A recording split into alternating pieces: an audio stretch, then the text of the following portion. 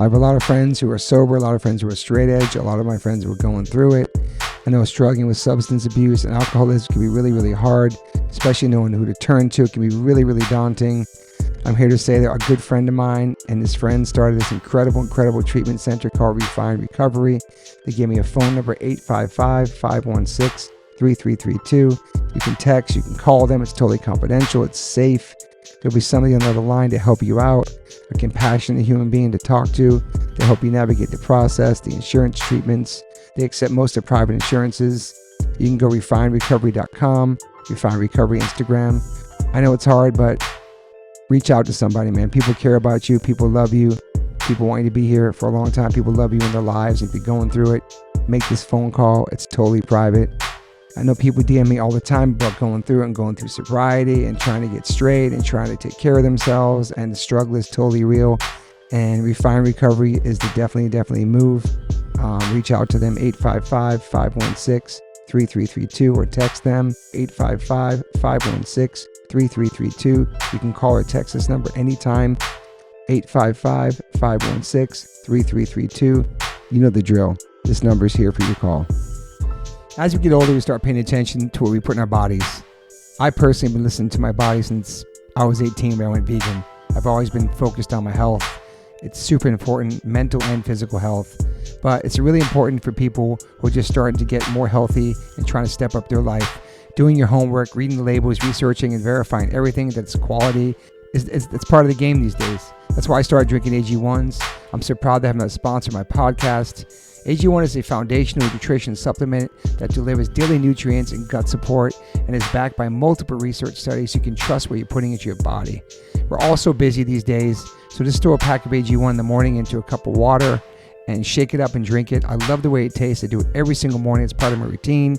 I bring the packets on tour. It's an incredible life changer for me. Many supplements only reference research from ingredients in their product, but I trust AG1 in my daily routine because it's constantly putting the formula to the test. It's backed by multiple research studies, and one of those research studies, AG1 was shown to have double the amount of healthy bacteria in the gut, which is super important because these help digestion in the immune system and the immune health.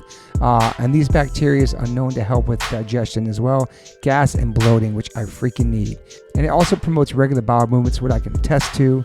In another research study, 97% participants felt more energy after 30 days, and 91% of the participants noticed that they needed less coffee after 60 days. I quit coffee like 5 months ago. I know I'm good on that. But AG1 is packed with a variety of nutrient-dense ingredients and is the perfect complement to my healthy diet. I drink it because I know it's going to work, and it gives me a peace of mind covering all my nutrition bases for the day. In fact, I trust it so much, that's why I'm spreading the word about it. That's why it sponsors my podcast. Thanks to Angie Huberman for turning me on to AG1s, connecting me with them, and now they're part of my podcast. It's so easy and satisfying to start your day with AG1s. Try AG1 and get a free 1-year supply of the vitamin D3K2 and 5 free AG1 travel packs with your purchase at drinkag1.com/OLLC. That's drinkag1.com/OLLC. It's never been a better time to focus on your health and wellness and get back on track, man. Take control of your daily health. Health is wealth. Gotta give a big shout out to Liquid Death. I've been in a band called H2O for 30 years.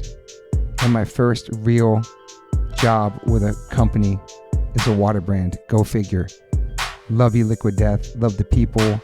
Love the brand. Love the concept. Love what they give back. Love the community. Love what they do for the environment. You can go liquiddeath.com/OLLC and get free shipping on any of their merchandise that they make. They have such incredible collabs.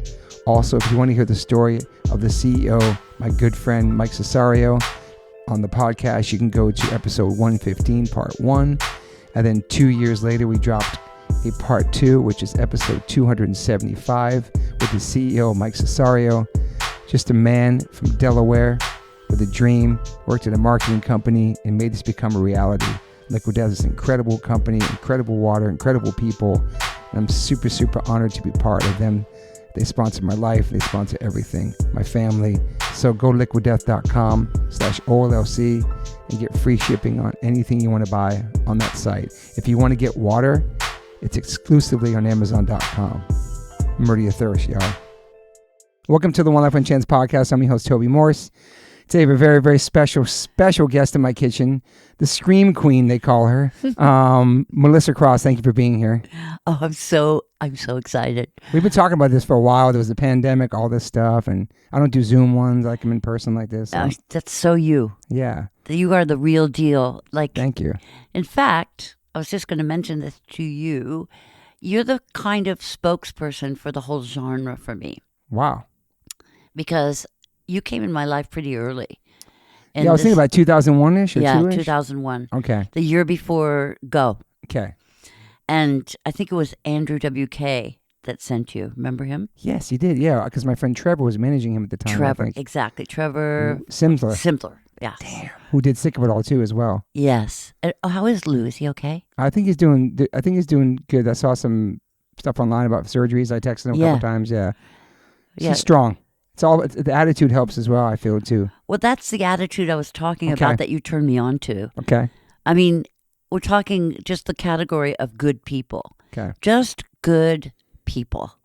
You sort of shattered the idea of like evil and, stoned and fucked up. That's cool. There was a whole new thing coming on, and I felt You think stereotypes about punk rock, you mean? Well, it was stereotypes more about, I'm old. Remember, I'm old. So I came out of, Sabbath and even before Sabbath, like The Who and the Dave Clark Five and the Beatles. I've been alive through a lot of genre. Yeah. And so in the 80s and even in the 90s, it was pretty cool to be screwed up. Yeah. It was romanticized, but here you came with this vegan thing and treat your body good and don't do drugs. And I was like, well, this is interesting. Yeah, I'm surprised you never heard of that either, like straight edge and stuff like that before I met you. Well, the thing is, remember, I came through this thing with the bands that the first student was Jesse Leach. Okay. But then, because of getting into that, there was Shia Lude and even before more hardcore type, but the hardcore thing, I kind of skipped out around what's his name, David Johansen and the Dolls, the New York Dolls, right? Yeah. So that was 70s. Okay. And I also lived in England, and then I was into this whole New York kind of dark thing, the Bush Tetras and James Chance and the Contortionists. And that was more that I kind of was on the edge of the hardcore thing, but I didn't pay attention. Yeah. But you guys just sort of blasted my world. That's amazing. And you into Sex Pistols too and stuff like that, or no? Yes. Yeah. Yes, I lived in London. I know, that's crazy. Yeah, for me, I feel like I liked the Sex Pistols growing up. I liked the aggression of it, to skateboard to it. Yeah. But I couldn't relate to the lyrics. Never mind the bollocks and Anarchy in the UK. What are bollocks? That's exactly, I didn't know what that was back then. But a lot of the punk rock was anarchy, fuck your parents, fuck the government. But I love my mom. My mom raised 3 boys on her own. And I found hardcore music, which was let's not say fuck the world, let's fix the world, let's make the world a better place. And that's hardcore in New York got me into veganism, animal rights, women's rights, every kind of rights. Do you know what I'm saying? It was human rights. It was something positive. Well, that's the whole attraction to the entire genre, because I come from the 60s. Yeah. And we changed the world with music. For sure. We stopped the most egregious war that ever was, the Vietnam War. Yeah. And we did it with music. Yeah. And true. That is why I'm so attracted to it to this day, because there's no other genre that's like that. Yeah. That's this kind of togetherness and camaraderie around being good people. Mm. Yeah. And the stereotypes of punk is it's a violent thing. It's scary, which it is at some points. But it's not. And that's all play freaks. acting. I know people are freaks and weirdos, and they look like they're scary people. But most of my family is not my blood. It's the people I met in New York in the hardcore scene. You know Friends what I'm saying? like family. Exactly. Man. Friends like family. So it's it's a whole underground kind of subculture thing. Yeah. So while you were doing your hardcore thing, I think this is a little bit before, but I was I was living in Los Angeles. So it was X, the Blasters, the Textones, the Plugs, the the Dead Kennedys. Yeah, how'd you end up out here? Because you're from Long Island. No, hell no. I was born in Texas. Seriously? I was born in Texas. I thought you were a New Yorker. No, I've been in New York for a long time. You see, I mean, So you are a New Yorker now. yes, because I've been there since 1980. Yeah, come on. Okay, for sure. so but I was alive a lot longer than Yeah, I know. So you were born in Texas. Wow. I was born in Texas. The interwebs don't say that. That's interesting. No, it's I was born in Texas, and I lived. I went to high school in Michigan, in music school. Okay. Then I went to theater school in the UK. Okay. And I stayed for a while, and that's the mid 70s, late Okay. 70s. Then I moved to California, and that's where it was, all those like punk bands, like The Mask. I worked at Peaches Records, which was right next to The Mask on Hollywood Wow. Boulevard. What year was that? 1978. Wow. Yeah. And so it's all about music for you growing up. Everything since I was 6. Were your parents playing music in the house? Only classical music and Broadway. Okay. But I went nuts for the Beatles. Okay. I was a Beatle maniac. That was a game changer for you. That was my first obsession, Okay. and it never stopped. Yeah. Like, I'm a rock chick. Yeah. So from the Beatles, you found everything else. Everything. Mm-hmm. Everything. The Who, Led Zeppelin, Black Sabbath, And were you singing or playing instruments when you were younger, or in Yes. school and stuff like that? Or? Yes, when I was 4, I was, being the star of my own show that I directed, Nice. You have siblings too? I have a little sister. Okay. Sort of like cowered in my shadow. I feel bad about it, But she was into music too through you? No. Maybe? Okay. She like totally went the other way. Yeah. She just I took up way too much space for her taste. And how you went to school in Texas? No, I went to school, elementary school Yeah. and middle school. Yeah. But then for high school, I went to a music school called the Interlochen Arts Academy, Okay. which is in northern Michigan. Was that a culture shock, Texas to Detroit at that time? Or You know what? I didn't like Texas. Okay, yeah. They shoot Bambi there. I can relate. I feel you on that. Austin's very nice, but Austin's still in Texas. Yeah, but Austin is like you have to have a passport to go to Austin, pretty much. Yeah. Because it's very progressive. And, Totally. And I love Austin, even though it's like, Big music city. well, if you like, da-na-na-na. Sure.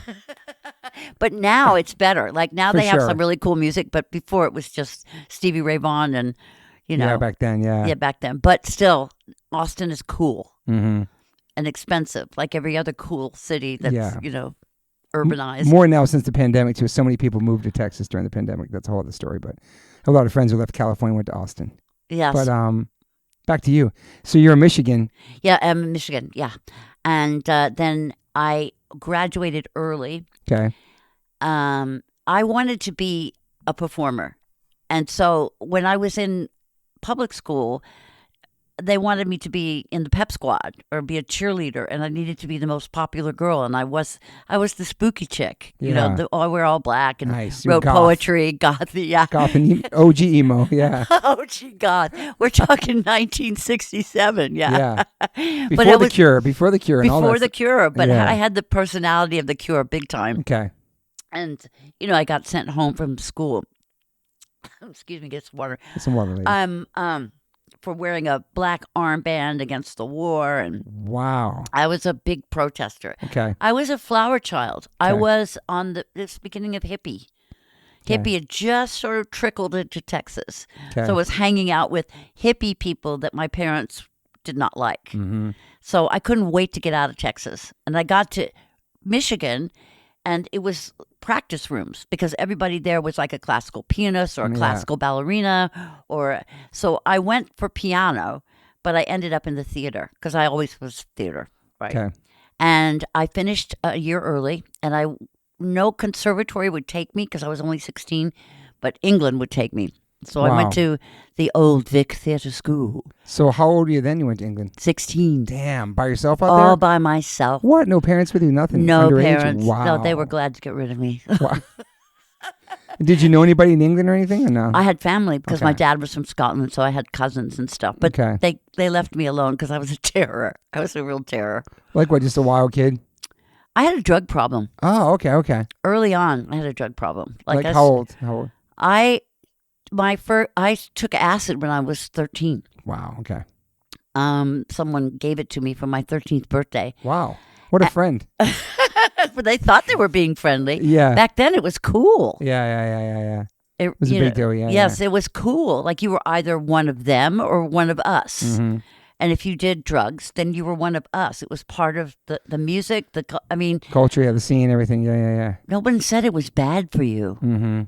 No one talked about being addicted to stuff like marijuana or acid. It was only heroin that would get you addicted. Yeah. Right. Well, I ended up doing that too when I got to England. Wow. I was at that young age. I was 18 when I was strung out. Holy shit. Yeah. Wow. And that was just because you wanted to try different things? Was it? Because I had this romance about it. My idol, I had two idols, Janis Joplin and Joni Mitchell. Okay.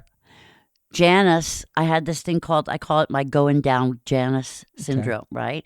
Where you're like going down, baby. Like I had no, like I was just like, you can't kill me because I'm dead kind of attitude. Mm-hmm. And part of that was trying everything, especially the things that people warned me not to try. Okay. Especially heroin. You were rebellious. Yes. I was like, oh, it can't be that bad. Wow. It can't be that bad. And I really want to try it because everybody says it's really, really amazing, but don't do it. I was like, of course I'm going to do it. And what were the hardest drugs that you had tried before you moved to England? Coke? No, I think acid, really. Acid and pot, really. Yeah. But then you get to England and then like how soon you get involved in heavy drugs like that? Almost immediately. Wow. I was in London the first year, and then when I went to the Old Vic Theatre School in Bristol, that's where I met some people that told me they wouldn't give it to me because I was too pretty and too young. And I said, oh, come on. I'm not going to get addicted. I'm not, and I did it. And it was very hard to stop. Wow. And so you're hanging out with probably like some kind of like degenerate kind of crew out there, some dark. Well, the thing is that seedy world. What I was really addicted to was that double life. Okay. So nobody around me in acting school knew that I was doing all this. So you were pulling it off like two different lives. Loved that. Wow. Loved that. That's loved that. Yeah. I was like, I loved that. And even in Texas at high school, I was like tripping out of my mind when I'm 14 in history class and nobody knows it. Was it affecting your grades and stuff in school? No, because I was a super achiever. Awesome. Okay. It was part of the game. I had to be perfect at this, and I had to be perfect derelict and a perfect achiever. Balance it all, yeah. Were your parents strict at all? My dad was a psychiatrist. Okay, wow. And British and aloof. And my mother was a registered nurse, but she became the wife of a doctor. Okay. So it's kind of like a social thing. So she was very Texas and proper, and you use this kind of stationery for this, and you wrote your thank you notes, and you and the silverware on one side of the table. And you choose your china for your wedding, super and proper, super proper. Yes. And that's how you were at home. You had to be. That's what I was expected to be, and I know how to play that game, but I wasn't interested because I was dark. Okay. I was dark, and I loved it. I loved it. It was perfect. So. What are you doing in England? So you're in the school out there, and you're doing heroin, and you're like and Shakespeare, all at the same time. Exactly, and classical music. I mean, when I started studying voice, it was in Michigan, but it was all classical opera stuff. But on my other life, I was writing songs on a guitar, but I didn't think that was like a real job. Yeah. I thought that was part of the derelict job. Like, that's not like, but if you really want to do it properly, as my dad would say, you go to voice lessons and you learn, Yeah. And then when I went in the studio after being trained for a while, I couldn't get that out of my voice. Wow. It was pretty wild. Yeah. Someone actually gave me a record to imitate so that I would stop putting all that quote unquote stuff in it, like the vibrato and everything. Yeah. I couldn't get rid of it. It's crazy. But I wanted to be Janis. And that's how it gets to the Zen of screaming, decades later. Because I always wanted that dirt in my voice that was real humanity. The grit. Like the thing. But my voice became very pretty because it was trained. That's insane. So that's how I became like the expert. Because I worked on it my whole life. Yeah. Were you singing in groups or anything like that? Or in England, nothing like that? Was this mostly school? So I went into the studio my first time when I was 19 in England. And I after that, I mean, what happened was that guy that told me that I should stop putting stuff in my voice, I did his song without the stuff on it, and I got a standing ovation. Wow. So I was like, okay, I'm not doing theater, darling. I'm not doing theater. I'm doing fucking rock and roll. And so I decided that I was going to like conquer Los Angeles, New York, maybe Nashville in the next 2 years. Like I was like, I'm going for it. So I started busking in England. Okay. Busking is like singing on the street. So I sang in the subway. It's like there's a whole hierarchy. Like I keep hitting the mic. It's a whole subculture in itself, probably. Absolutely. Yeah. Like one time I had the gall to go into a subway. Like it's called the Underground, by the way. Yes. I went into a spot that was like the coveted spot. That people nearly killed me because there was this whole hierarchy of like who gets that spot after how long you've been doing it. There's different people running the turf. Absolutely. It was a whole hood. Wow, like Warriors type shit. It was a whole hood. That's crazy. But I was a street performer. In fact, I was a street performer in New York for a little while too well, that's a long later story, but I was an assistant to the, chairman of the board, and I hated it. I didn't want to live anymore working in an office. So I ditched everything and went in the subway and sang. Damn. Even in New York. Were you making money out there? I was making like $50 or $60 a day. It was enough. In England too? Yes, except that I was still on my dad's dime in England. I still had daddy's. He was covering all the rent and everything, taking care of you? Oh, yeah. Okay. I had daddy's American Express card. Wow, okay. Yeah, I was pretty lucky. Shout out to your pops. It's nice. Thanks, Dad. And when did that run out? When did you get cut off from that? Okay, so when I when I came back from England, it was clear that I was really strung out. How long were you in England for? Let's see. I went to England when I was 16, and I left when I was 21. Okay. So, I can't do math anymore. 5 years. Okay. Yeah, 5 years. Yeah. 5 years. I went back after I left, but still, England was, I was going to be an actress, and I was going to be the best actress in the world. Just like. And the drugs were not affecting any of that? No. It was all part of the. Wow. Well, you know what? Of course, in my denial, I think it's not affecting it. I think nobody notices. Everybody knew.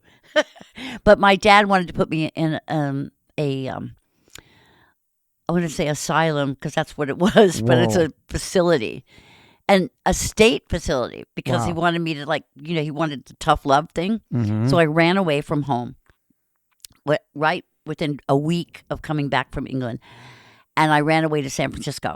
And I started busking on Fisherman's Wharf. Jesus. How'd you get to San Francisco? You just hitchhiking? How do you do that? How did I do? I don't even remember.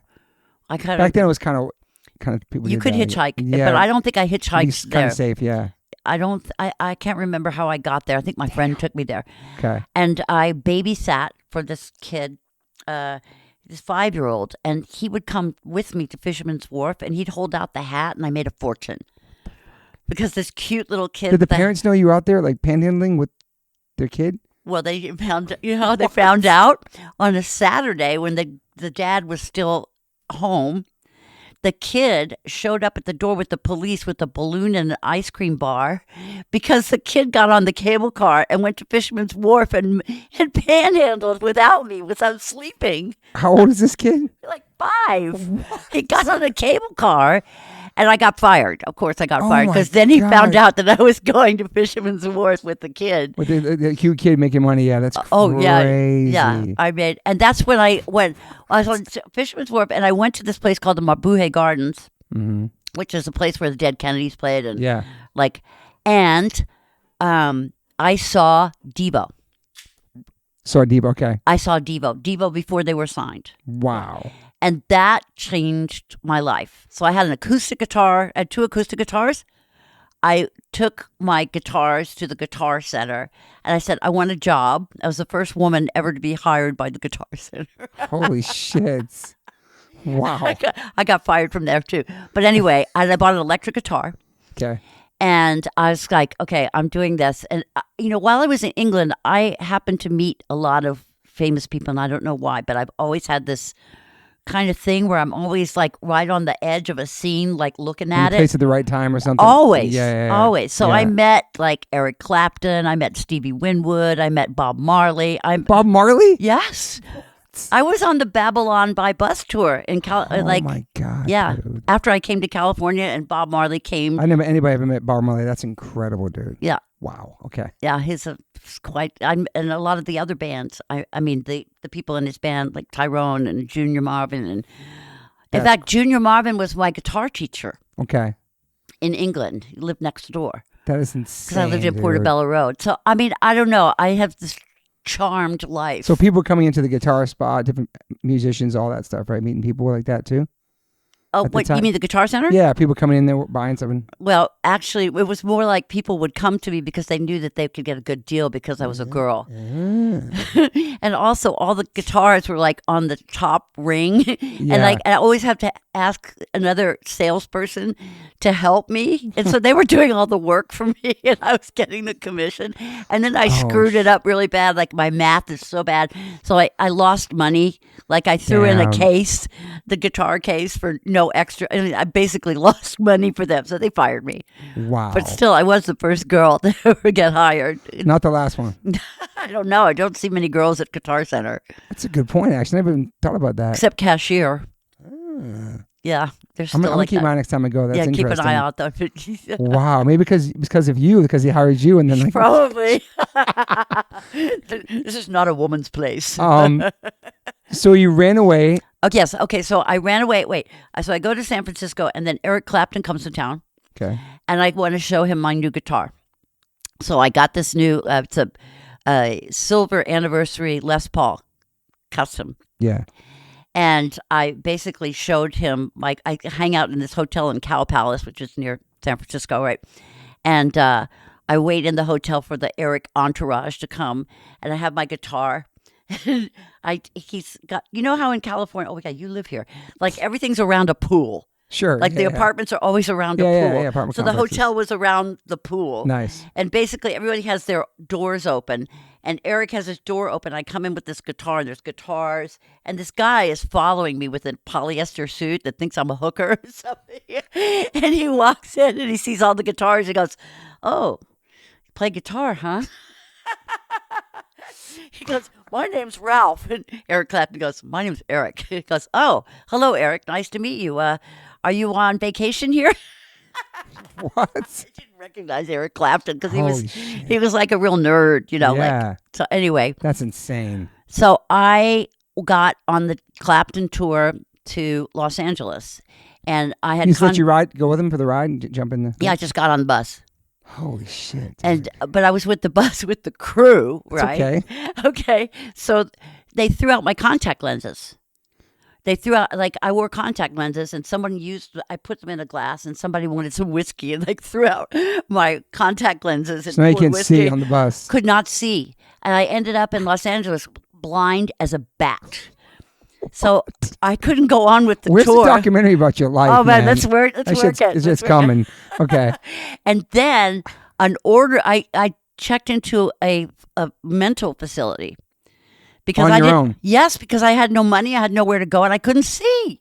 So I said, okay, I'll just be crazy. So I went to this place called the Westwood Hospital, and I had the guitar and a Marshall amp. And you're blind. And I'm blind, and the orderly there was a guitar player, and he kidnapped me willfully. Like, he... like allowed. I think you're learning a lot today too. Okay, I got, like, he took me. I stayed at his house and we started a band. How old is this man? Is he older? Oh, maybe 5 or 6 years older. But it wasn't like we were going to do a band because he liked my guitar. I think he just wanted to play my guitar. I just want to say that you ran away from home because your dad was going to put you in a psych ward. And you then checked in on your own, blind, with a guitar in California.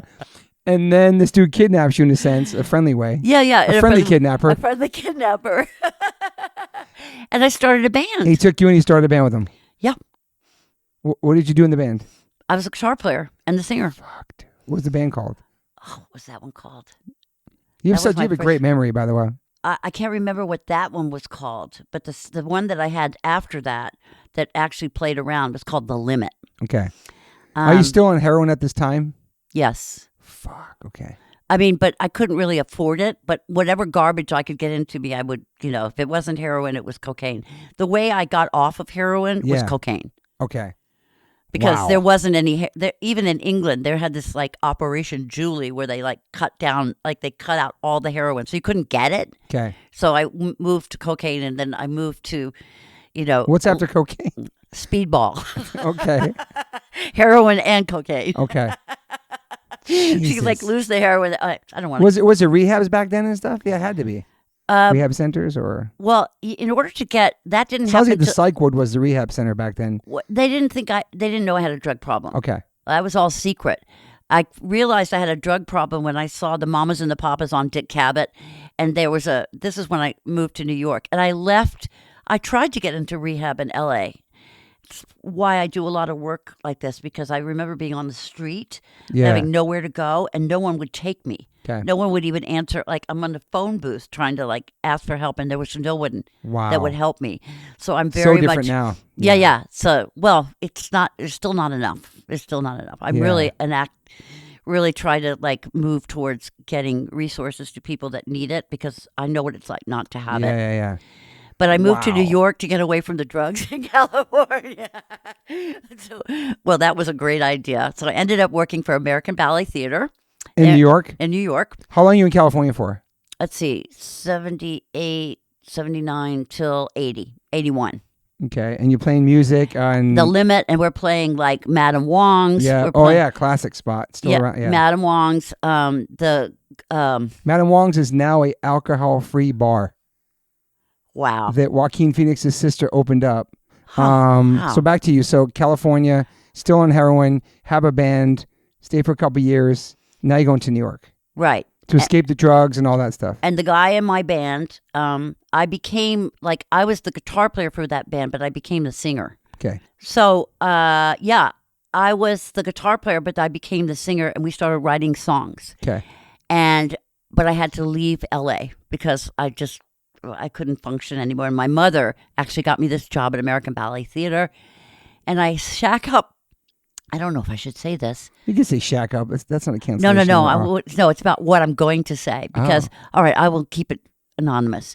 So the prima ballerina of American Ballet Theater had a husband who was a self-assigned rock and roll manager. Okay. Right. And he says he wants to manage me, right? So on the day that John Lennon was assassinated, I was shooting coke with the husband of the prima ballerina of American Ballet Theater. Okay. Wow, man. That's like really fucked up. It's like, oh my God. So anyway, my husband, he incredible. followed me. Okay. Like he missed me or whatever, and he moved from LA to New York, and we got married. And we kept going with The Limit. Okay. And then we got a record deal. This is insane. We haven't even got to the singing yet. This is incredible. You need an autobiography book. You need a documentary. We're going to talk about that later. Okay. So now you're in New York. Now the guy follows you from California. Yes. The guy was in the band with you. Yes. The guy kidnapped you originally. Yes. And we Okay. played like the Peppermint Lounge. We played America Hurrah. We played Max's Kansas City was Yeah. around? Okay. actually we played CBGB. Ooh, We didn't okay, play yeah. Maxis. Okay. We played CBGB. It was like a James Chance and the Contortionists or Bush Tetras. Like it had a sax. It's ska. It was like It OG was a ska band. Okay. It was a ska band, right? Wow. That's exactly what it was, Okay. right? And you remember, I had Junior Marvin as my guitar teacher, so Yes. I knew how to do that. Wow. Okay. So, yeah. And The Limit, actually, well, while I was in California, I worked for the Beechwood Cafe, which is still there. It's Okay. in Hollywood, right? Beechwood Canyon? Yeah. Okay. Yeah. And we lived in Beechwood Canyon. It's nice up there. Yeah. And basically, You lived on Genesee Street. I lived with the drummer of my first husband's band, Okay. the band that, I replaced. She lived on Genesee, and I lived with her Yeah, on because this Genesee. street goes all the way up that way. Right. I lived closer to, like, Ralph's, Okay. Yeah. like towards La Brea. Oh, yeah. Yeah. It's that way. Yeah. That's crazy, though. Okay. Yeah. I lived Jesus, dude. And that's when I started working with the Beechwood Canyon. I met the secretary, like the assistant to Denny Cordell, who owned Shelter Records. Okay. Shelter Records was on Hollywood Boulevard, but they also signed Tom Petty, Okay. the first say. But this guy was from England, and he made his fortune doing this Procol Harum hit called "A Whiter Shade of Pale." It was a big hit. Okay. And so basically he started Shelter Records, and I became like his assistant. And then he bought this place, Flippers, which is a roller rink at La Cienega in Santa Monica. Wow. Right? And it was a roller rink, but it was a private club. So we had all these like, heavyweights like Joan Jett would come in with her skates and, Wow. Well, I booked the bands at Flippers. So Okay. I booked my own band on Tuesdays, which was punk night. Nice. Right. And I booked the Go-Go's. Wow. Before the Go-Go's were signed, I put them in the middle of that rink. Berlin, the Go-Go's. Berlin? Wow. The motels. Motels are great. Yes. Oh, yeah. Love motels. Love them. Dude, that's mean, crazy. the Textones, the Plimsolls. You think these people know it was you? That know who you are now and the world you're in music? I think if I told them that who I was, they'd say, "Oh, you." Yeah. Yeah. I don't think they'd recognize me now because I was pretty strung out. Like, wow, it's fucking I don't nuts, look the man. same. Yeah. Well, some people say I do, but I don't know. So you're booking all those bands there? Yes, Holy I'm booking all shit. those bands there. And Leroy and the Lifters, like Flaming Lips even. Flaming Lips, wow. Yeah, like this was like, it was a great job because I met a lot of musicians. Yeah. And I could book my own band in there. But, the drugs fucked it up. Mm. So I just took my whole idea, and Scott followed me. And then we started doing The Limit. And that's when we got this manager who was from England. And he used to manage the Yardbirds. Yeah, I remember them, yeah. But now he was managing Wham. Wow. He George managed- Michael, wow. Yeah. But this is before George She's Michael head was spinning, man. Before George Michael, he was like, he's a Greek name. Like, Okay. He wasn't George Michael. He wasn't solo yet. So Yeah. Andrew Ridgely and, George with a Papadou something. It's like very Greek sounding name. Anyway, by the way, there's a great documentary on Wham. I saw it. It's incredible. It's incredible. I learned It's so incredible. much. It was awesome. The manager, that's the guy that managed me. Okay. Simon Napier Bell. That's Wow. him. Okay. So Simon Napier Bell took our record, but he took the band off and he put this like kind of like Tina Marie kind of like Top of the Pops kind of backing on it, and they airbrushed my photograph, and I was super punk rock, and they made me look like like a pop princess. Wow. So Did I you had have crazy hair back then? I was super short with Okay. one little braid in purple, yeah. dipped in purple. Super punk. Yeah, it's like short hair. That With was a little shocking braid. back then. Before Cyndi Lauper. Yes, before Cyndi Lauper. But you have a Cyndi Lauper vibe, and that's a compliment. Totally. I don't know if it's the hair, your smile, your energy. I just saw her perform recently. It was incredible on this last tour. Oh my God! She actually we had a little tiff not too long ago, like maybe 10 years ago. What? Well, because she was at SIR rehearsing with her band, and I was working with a band for Roadrunner. Ooh. And I was talking to the singer. They were doing a showcase for Roadrunner, and I was talking to the singer. I was telling the singer what to do, and she came in and she said, "Don't listen to her. She doesn't know what she's talking about." It's a great impression of her. They just wanna. Yeah, right. Wow. Were you a fan of hers? Oh, I was jealous. I was jealous. But I met her in SIR as a teacher. I had already been teaching for quite some time. Why were you jealous of her? I was jealous of her because she was kind of my age and she was doing better than I was. Like, Interesting, yeah. I was jealous of her. I was jealous of Patti Smythe from Scandal. Okay. I saw them doing it. It's like, I can do that. I can do that. Why am I not doing that? I can do that. Yeah. Well, the reason I wasn't doing that is because I was strung out all the time. I could never follow through with the success. So it was sabotage. it did affect you then, for sure. Oh, I sabotaged everything. Wow. I sabotaged it so badly. Like, I had the showcase of all showcases, and this is documented in the New York Times in 1984, where Warner Brothers, Chrysalis Records. Like a bidding war type thing. It was a bidding war. Yeah. It was like Columbia, which was Sony then, Yeah. Chrysalis, and Warner Brothers. And my attorney was the attorney for U2. Damn, okay. So I was You're all set up to connected. go. You're ready to go. Yeah. I was ready to go. Yeah. And I blew it so badly because I decided to detox the day before the showcase to do a better job. And I was so sick. Damn. So dude. sick, like throwing up, sweating, everything went wrong in the gig. And it was so embarrassing. So if you were high, you would have killed it. If I was high. No, But I was still like sweating and Yeah, stuff, that's right. right? Damn. Yeah. I was like in bad shape. So I ran away. I ran away again. Like Scott didn't want anything to do with me anymore because I completely blew the whole thing. Yeah, he moved to New York to be with you too. Yeah. And it was in the New York Times. It said, had she mercifully paused for breath? Nope, she's finished all right, said Jeff Aldridge, head of Chrysalis Records, he's now the guy that signed Disturbed 20 years later. But now I'm the teacher for Disturbed. I know. It's so funny. There's all these A&R people that are calling me to take their clients. It's like, you remember me? I remember you. You turned me down back then. You turned me down. You said I was too much like the girl next door, whatever. Because when I got sober, I lost that Susie and the Banshees kind of goth vibe because I became really confessional. Okay. And you were out of the darkness. I was out of the darkness, and I was Yeah. into my issues and my honesty and my therapy and all that stuff. acoustic guitar. Oh yeah, it was all acoustic. Drop the electric guitar because they can't hear me. They can't hear my voice. Yeah. And then I got sick of that after a while and went back to the rock thing in the 90s. What made you go sober? Was it a rock bottom kind of thing, or what kind of happened? Oh, well, you see, I was going to die. Okay, basically, I got strung out this time on benzodiazepine like Valium and Ativan and Xanax, and that makes you lose your mind.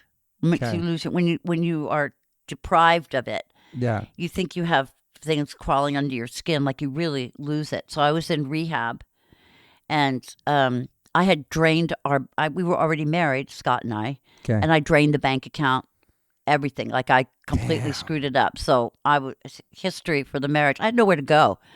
I didn't even have the keys to my house anymore. Damn. So he basically brought me a pair of underwear and a toothbrush and said, "See ya." So when I got out, I had nowhere to go. So I went to an AA meeting. Wow. Oh, I'm not supposed to say that. Oh, well. Okay, I'm going to say that. Why can't you say that? Well, we have a tradition where we don't talk about it on press, radio, and film, just in case somebody doesn't like my vibe and it has a problem.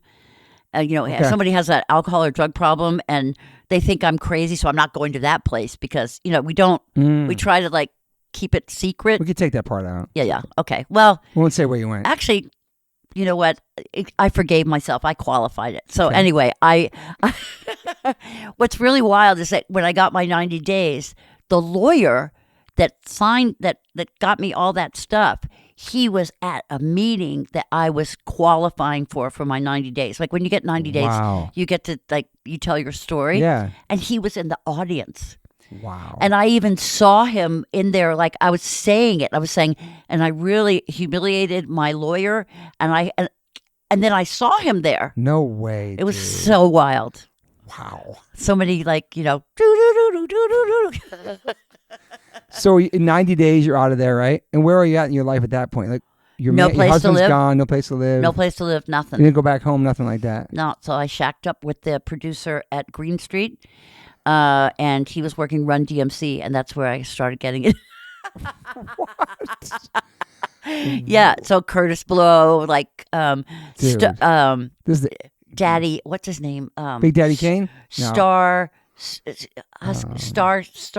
Not Starsky. It's Lovebug, Starsky Lovebug. Lovebug Starsky. Yeah, Yeah, that's right, That's yeah. some OG hip hop shit right Yeah, there. that's OG hip hop, right? Wow. And I'm hanging out with those guys. And I'm learning how to do my DMX and I learned my sequencing. In fact, I even sequenced one song on a Curtis Blow record.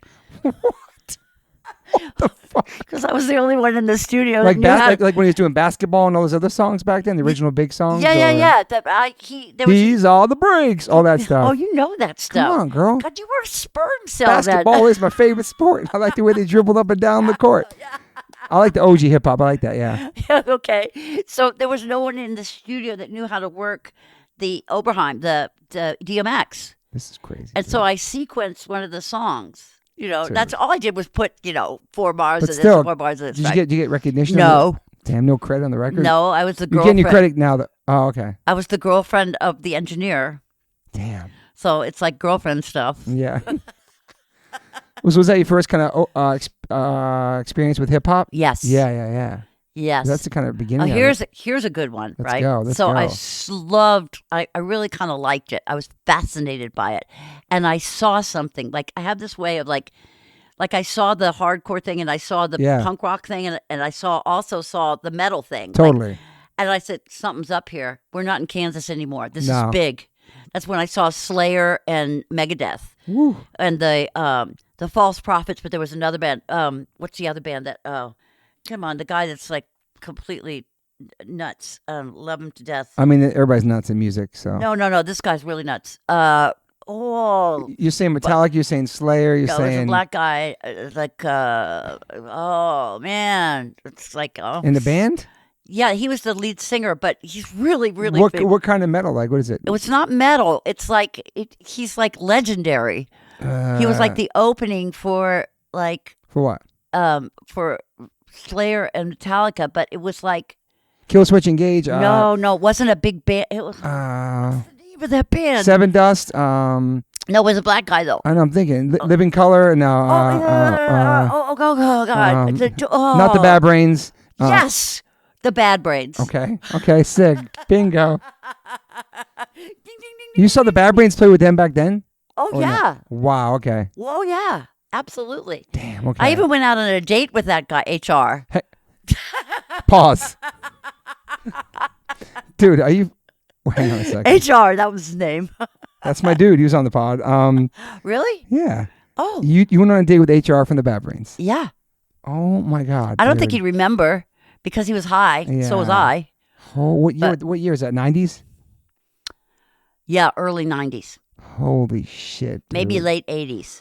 People are gonna bug out in this episode. I'm gonna tell you right now. I mean, this the is first insane. show that I saw was at the Ritz, and I believe it was 86. Yeah. And it was Slayer and Metallica. Okay. But there was another Slayer Metallica at the Ritz again, I think that I saw. The Ritz was a great venue. Yeah. I've been to a lot of shows. It's now called Webster Hall. I moved to New York in 88, so I started going to shows right then. Yeah, so you know that 11th Street vibe. Yeah, Webster Hall, the Ritz, all that stuff, dude. Oh my God. Yeah. Dude, you went on a date with HR. Holy shit. I did. Were you going to punk shows in New York too? You know, I didn't know these labels. Yeah. They were just bands. Totally. You know, so I wasn't aware of that. I knew that there was something new going on, but I was a little older than everybody, you know. But I was always kind of like a young person, so I was always hanging out with younger people. Yeah. Because I'm a rock chick. So wherever rock goes, that's where I go. Yeah. Because I follow where it's loud. Where it's loud, where there's a camaraderie, where there's like sort of like togetherness and rebellion. Because that's what it was for me in the 60s. You're a rebellious kid, yeah. That's what it's all about. Yeah. That's why I never changed. But the rap thing had that kind of vibe to it. Yeah. Oh, totally. So, Public Enemy, all that stuff. I forgot to tell you, though. While I was like getting into the rap thing, right? Don't tell me you're rapping, please. No. MC name, okay. No. Let me find out you're a rapper and there's like audio of it. I'm just kidding. I used to make money writing articles for like fanzines. Okay. So it was called Rocks, not Rock Circus, not the Circus, not Circus Magazine. That was a big one, Circus, yeah. Yeah, no, it was something like that. What you get it at the train station, you know, it's like 30 pages of pictures and stuff. Yeah. So I wrote this thing about Run DMC, and I interviewed Rick Rubin and Russell Simmons in the dorm at NYU. So can't be real. None of this shit's real. I can't Rick Rubin is sitting in the windowsill like a Buddha. Like he still is like a Buddha. Like he's sitting there watching everything. And in the bathroom, this 16-year-old kid keeps coming out and saying, oh, listen to this, try this. And he goes, rock the bells. And I go, oh, this is really cool, right? You know who that was? LL Cool J, man. It was LL Cool J in the bathroom. Fuck out of here, dude. He was in the bathroom, like writing stuff. He was the first rapper signed to that label. Yeah. Okay, so he was working his material for Russell Simmons and crazy, Rick Rubin. And their room was like full of boxes of records and stuff. There was no beds in there. Dude, it was a mattress on the floor. So you were there when LL Cool J was recording Rock the Bells? Well, before he was recording it, he was writing it. Dude. He was like 16 or 17. That's a huge song. He's a scrawny little kid. Yeah. But I remember Rock the Bells. And that's how I found out it was LL Cool J, because the record came out. I said, oh, that was that kid in the bathroom. His record Bad. That was the first record. Yeah. Oh my God, dude. Isn't that wild? Yeah, your timing is crazy. All these different places. See, I'm always on the edge of it. And that's because I shacked up with Rod at Green Street, right? I love you keep saying shacked up. It's amazing. It's very old school. Well, that's the way that I learned everything. Like, that's the way I learned guitar. That's where I learned, like, all the riffs I learned from my boyfriends. Okay. So shacking up for the listeners, it doesn't mean like living with somebody. It's like hooking up and dating or something, kind of shacked up. Well, shacking up means or bunking with or living with, or for the listeners. You got a toothbrush there, okay? Okay. You got a toothbrush there. Maybe you don't actually officially live there, but you spend a lot of time there. I guess it could mean like hooking up nowadays. What that could mean. Yes, but hooking up is so fast today. This is something that's more than once. Yeah. Okay. Yeah, sure. It's not a one night stand. Okay. Yeah. So you're Although shacking. we had those then too. I'm sure. Okay, so 90 days sober. You get back out, you're into the world, right? So now you're seeing the world as like a sober person because you've been partying like your whole life since you're a kid, basically a teenager. Yes. Okay. And so how has that changed your life? And like, what are you doing when you're sober now? Like, where are you at now? Okay, so I'm like I don't have a place to live. That's why I'm shacking up. But you're sober. I'm sober, but these people are like respecting me. Like they really like what I'm doing. Of course, they just want to get in my pants, but I'm thinking, oh, thank you so much. They're feeding me. Yeah. And Rod, I don't even know. Hi, Rod, wherever you are. Don't say Rod Stewart, man. I'm leaving this. No, it's not Rod. No. Okay. It's the engineer. I'm just saying hi. There's a bunch of engineers that I've been with that I really loved, and I don't know where they are, so I'm just going to do a shout out. Hi, Rod, if you're out there. You might be a listener. I don't know. There's another guy at Island Records in England. His name is Chow. Chow, if you're out there, I love you. Okay, he's a big listener to the pod, I think. I'm just kidding. Well, these are people that built like NASA Compass Point Studios. Chow built that. Like this is the Bob Marley era. That's this is when I was hanging out at Island Records in England. Yeah. So anyway, you're the only person that could be on this podcast and name drop people that you actually hung out with. It's fucking crazy, man. That's so crazy, man. I didn't even do the Eric Clapton thing, right? So anyway, yes, that was a druggy thing because I started dealing drugs. Wait, before you went to New York? Yes. Dealing heroin? I was actually dealing coke, but I was a bad dealer because I just, I can't get arrested now. It's a statute of limitations. No, you're chilling. Okay, so I was smuggling from Peru to London. Who are you? Who are you? I thought you were this normal ass lady from Long Island that taught me how to sing. Like, you're a fucking gangster, dude. Like, I just needed money for drugs. I'm not a gangster. Dude. I just needed to. Okay, let's get back to drugs. Was it addictive personality? Did you have a dark, not to get too dark, but dark personal, like crazy childhood? Why are you so, being rebellious is one thing, but then going hard and trying all these drugs is another thing. Were you running from something? Were you trying to escape something? Because you're always running, you were saying. Mm. Well, I was different. And so I was curious. And one time I was curious, like, I think it was after I did acid. So this around the same time. It wasn't like, I hate my fucking life. I'm so dark. I'm so emo. I'm going to try something. I'm going to end my life. No. I was raped. Oh, fuck, man. Are you learning stuff today? I was 13. Oh, fuck, Melissa. I was 13. I'm so sorry. That's okay. This podcast just took a total turn. Okay. You were 13? I was 13. I was raped by two guys that I didn't know, but I knew they went to the high school that I was going to be going to, right? And I didn't even know what sex was. So I was like totally like in shock. And the way I dealt with that was I became an expert.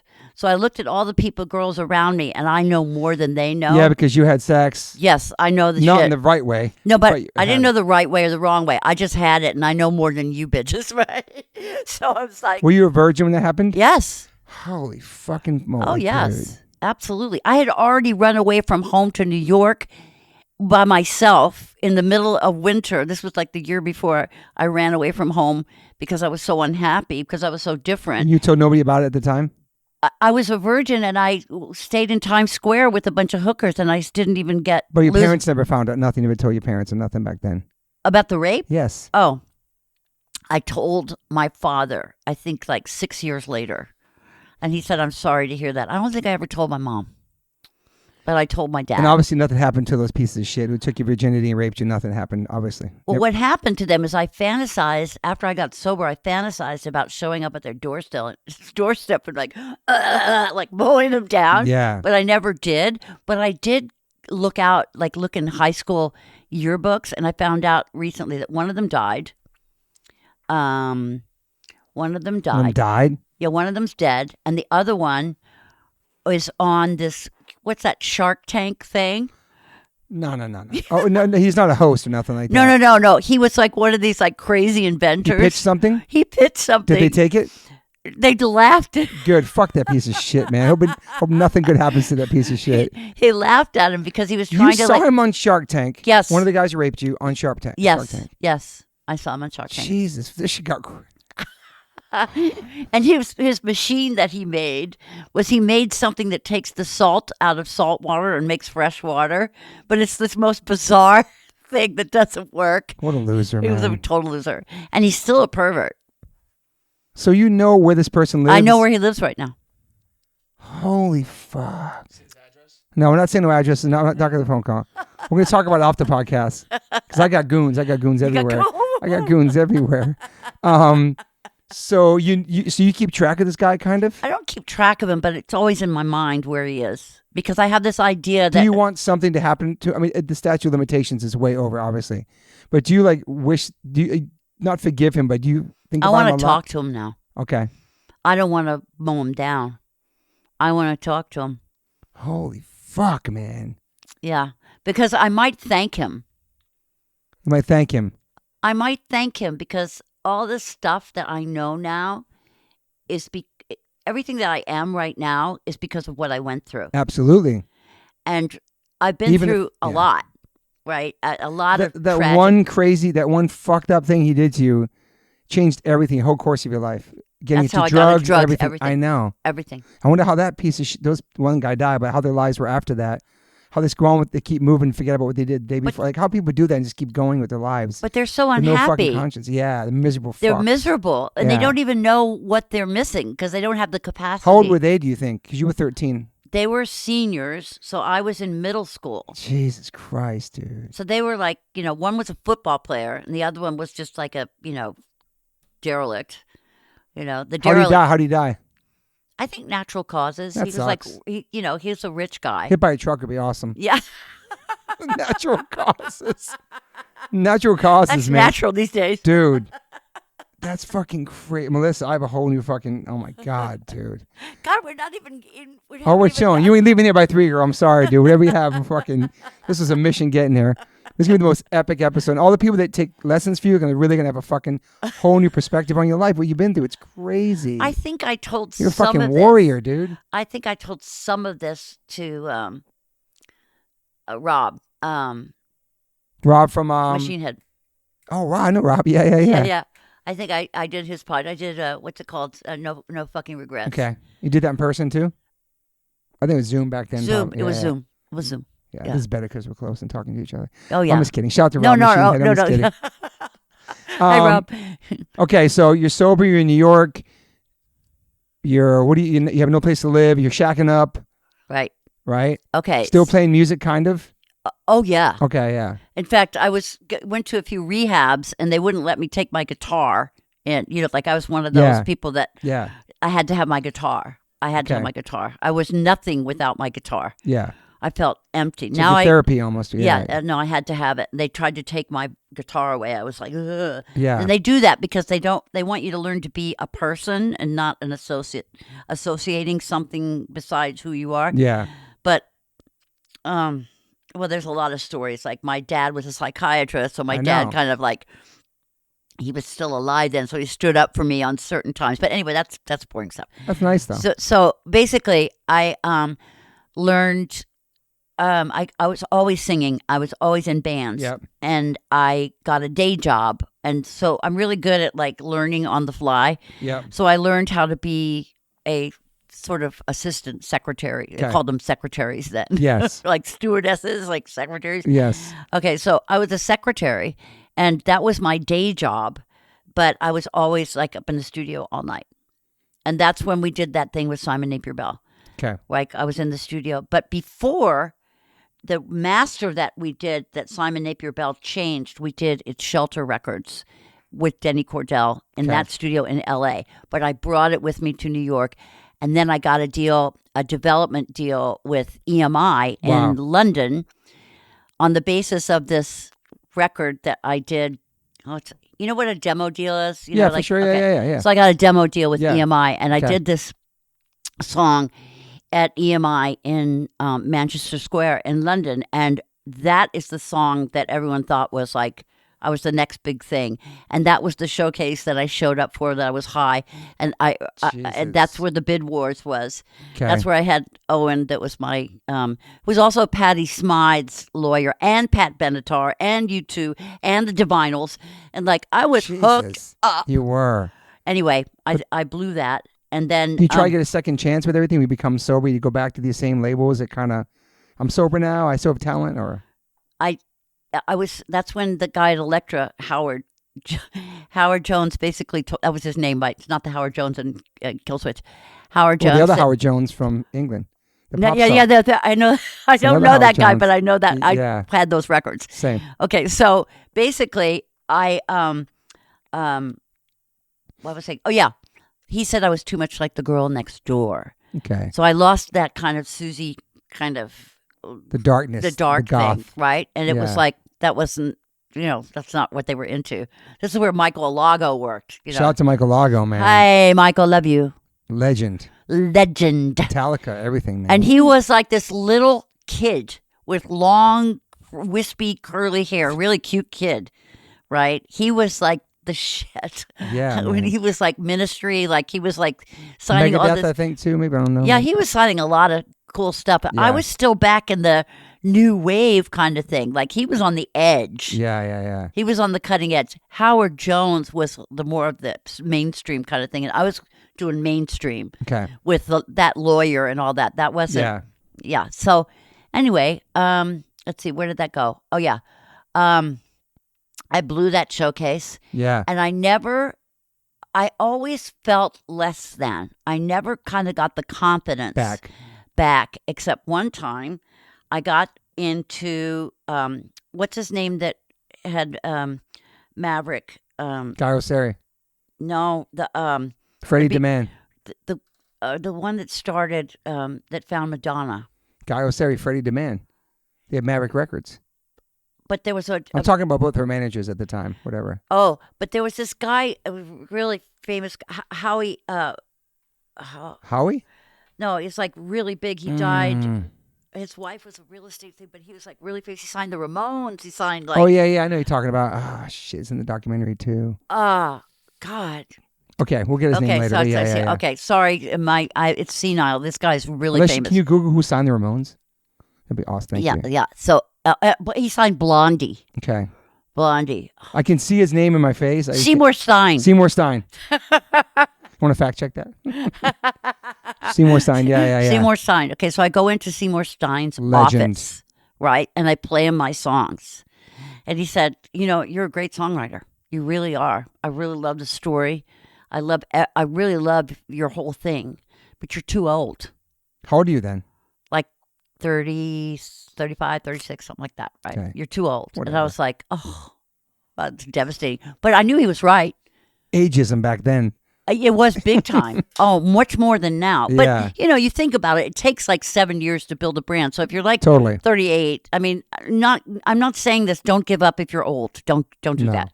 But anyway, You were correct. Seymour Stein. Yep. Thank you, my friend. Seymour Stein. Sire Records. Yeah. The Ramones, The Cure, The Smiths, Lou Reed. Yep. Legend. Thank Yes, you. he was legend. Damn. And so You went to his office, I went to his office. said you were too old. He said I was too old, and he got a phone call from somebody that rearranged the whole Time Warner thing. Like some CEO got switched over, right? It happens a lot in major labels. Yeah, but this was a big one. Like Okay. this was a big one. And so he basically turned white, like he's losing his, like it was like a Damn. major thing. Like a Okay. lecture was like he went to a lecture as opposed, I don't know, but it was a big thing. So I left there and I realized I'd already started teaching. Okay. So remember, I'm a busker and I'm singing in the subway, and somebody in the subway says, "Will you teach me how to do that?" And I said, "Yeah, why not?" And I started teaching, and I liked it. I really liked teaching.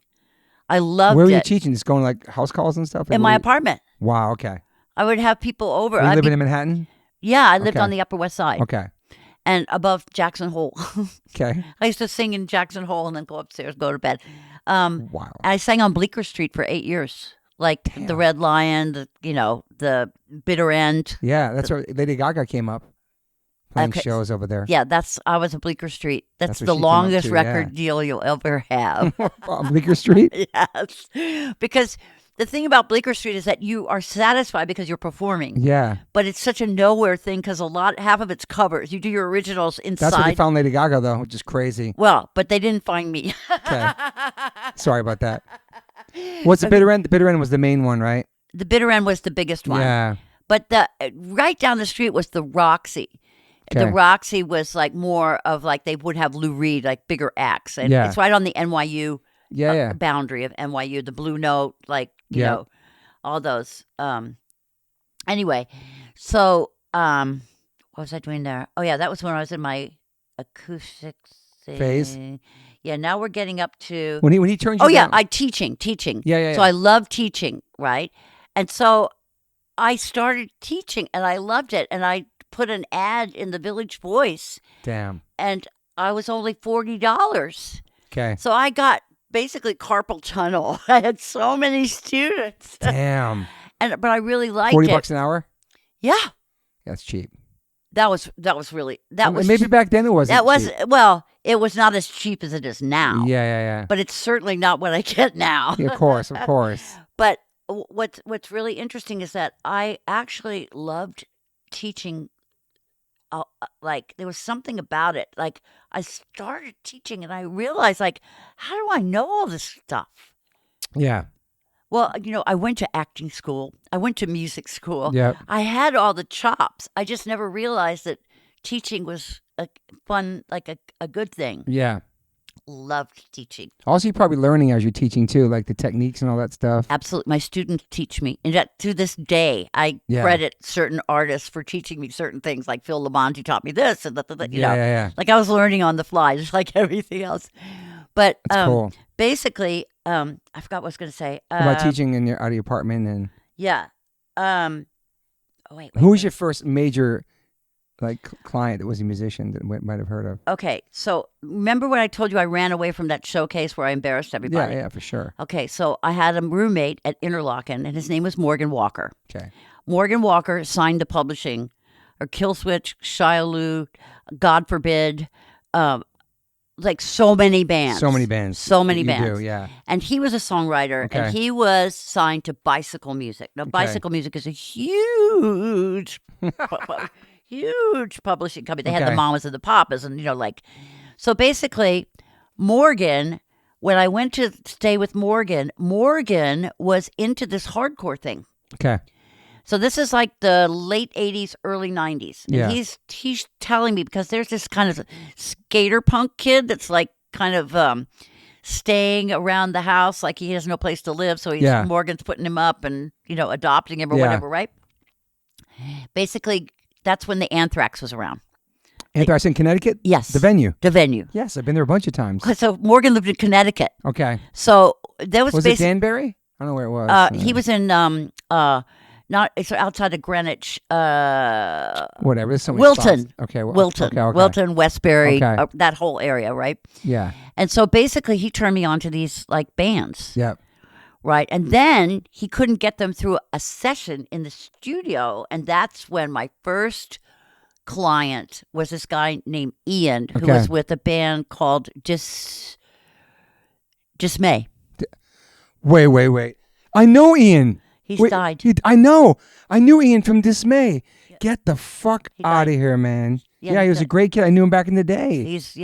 I remember he passed. Like about 3 or 4 years ago, maybe longer now that the pandemic. Oh, my God. Right. Ian was the first guy he brought Ian in, and Ian This was is like, crazy, dude. Ian was like, okay, show me what you're doing. Show me what you're doing. And he started like, ah! And I was like, okay, let's see. Well, I'm going to figure this out. I'll figure it out. Dude. Like most other teachers would say, you just can't do that. But I said, no, I'm going to figure this out. I know I can figure it out. So what I did was I imitated what he was doing at a low volume. Yep. And because I'd studied so much, I realized how to do it quietly. Okay, I'm listening. And I reverse engineered that whole process. Okay. Without the volume, without the emotion, because I've been, trained in theater and just like years of it. Yeah. And so I figured out how to fry scream. Now, by the way, fry screaming is something I invented that term. Okay. It's now like a household word. Like, do you fry scream? Do you false chord scream? I made up all those words. Okay. Because I figured out this, like, I knew when I saw that Metallica Slayer show, Yep. and I saw this sea of kids. I was on the balcony of the Ritz looking down on this sea of kids moshing in the mosh pit. And I go, oh my God, they all have the same clothes. They're all doing this together. It's like amazing. I love this. I want to be a part of this. And I was like, fuck, I'm too old. Like, I'm like 20 years older than these people. How am I ever going to get involved in this? This is my place. This is where I belong. Yeah. This is the real deal.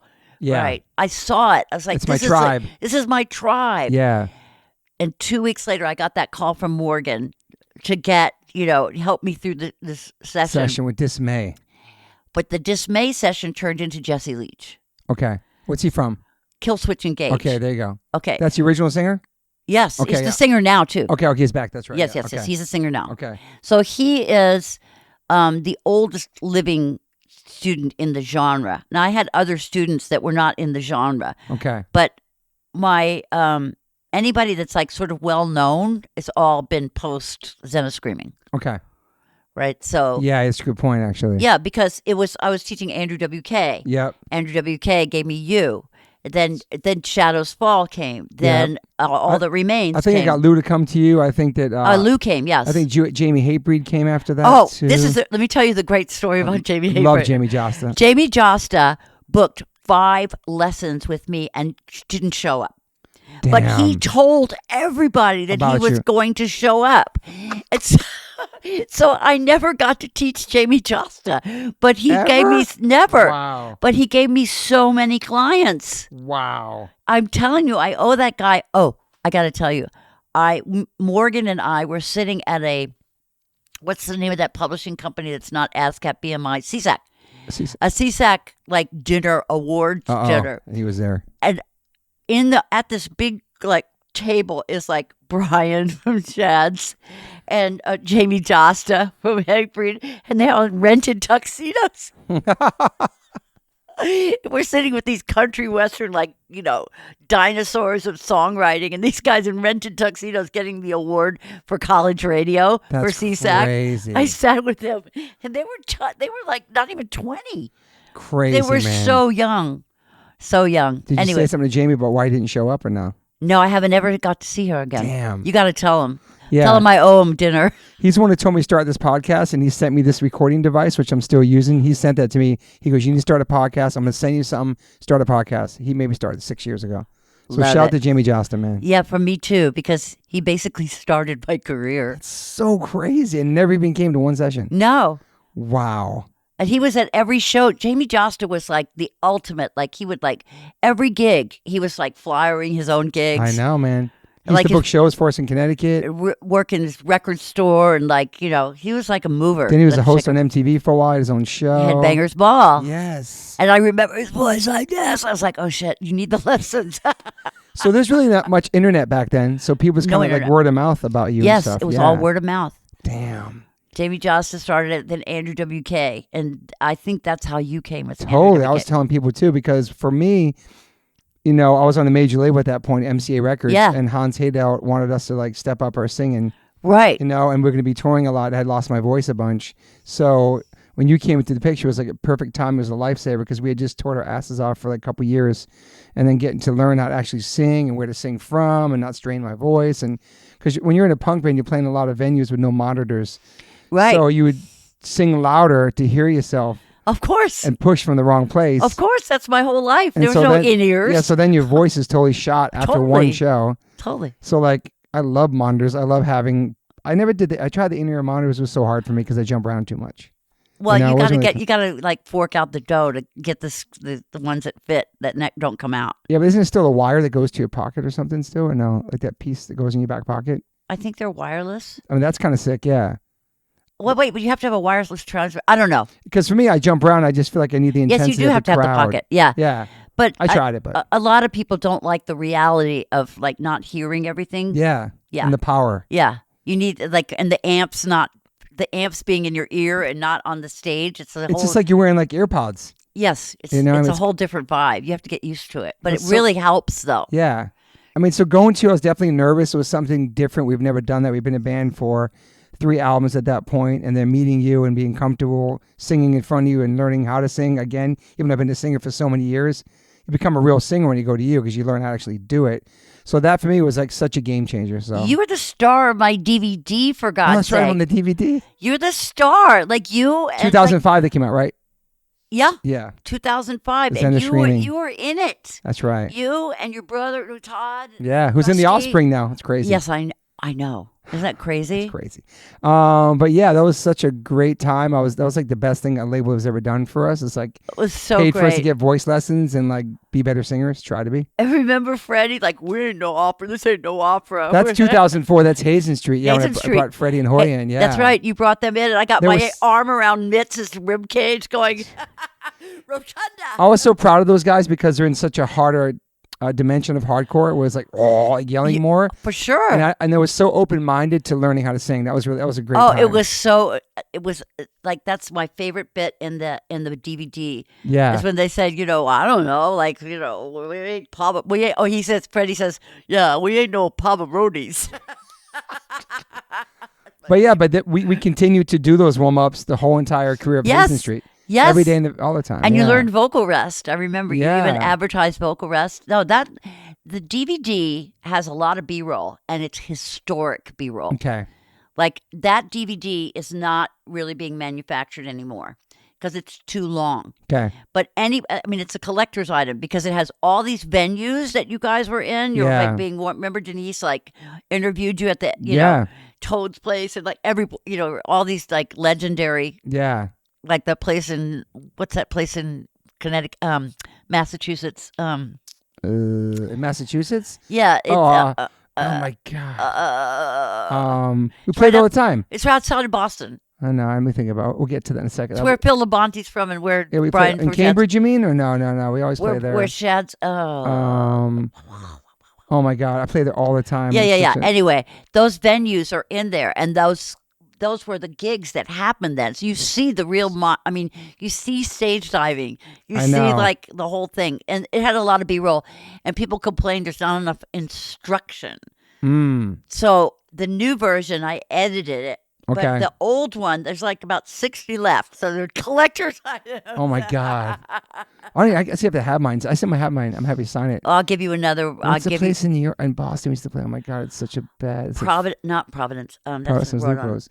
How long from when you started giving the voice lessons did it take off and start becoming like you could financially pay your bills from it? And were you working a job when you started giving the vocal lessons? Only I was teaching from 90 until 98, so it was my real job teaching. Yeah. However, that call from Morgan came in when I was already a teacher full time. Okay.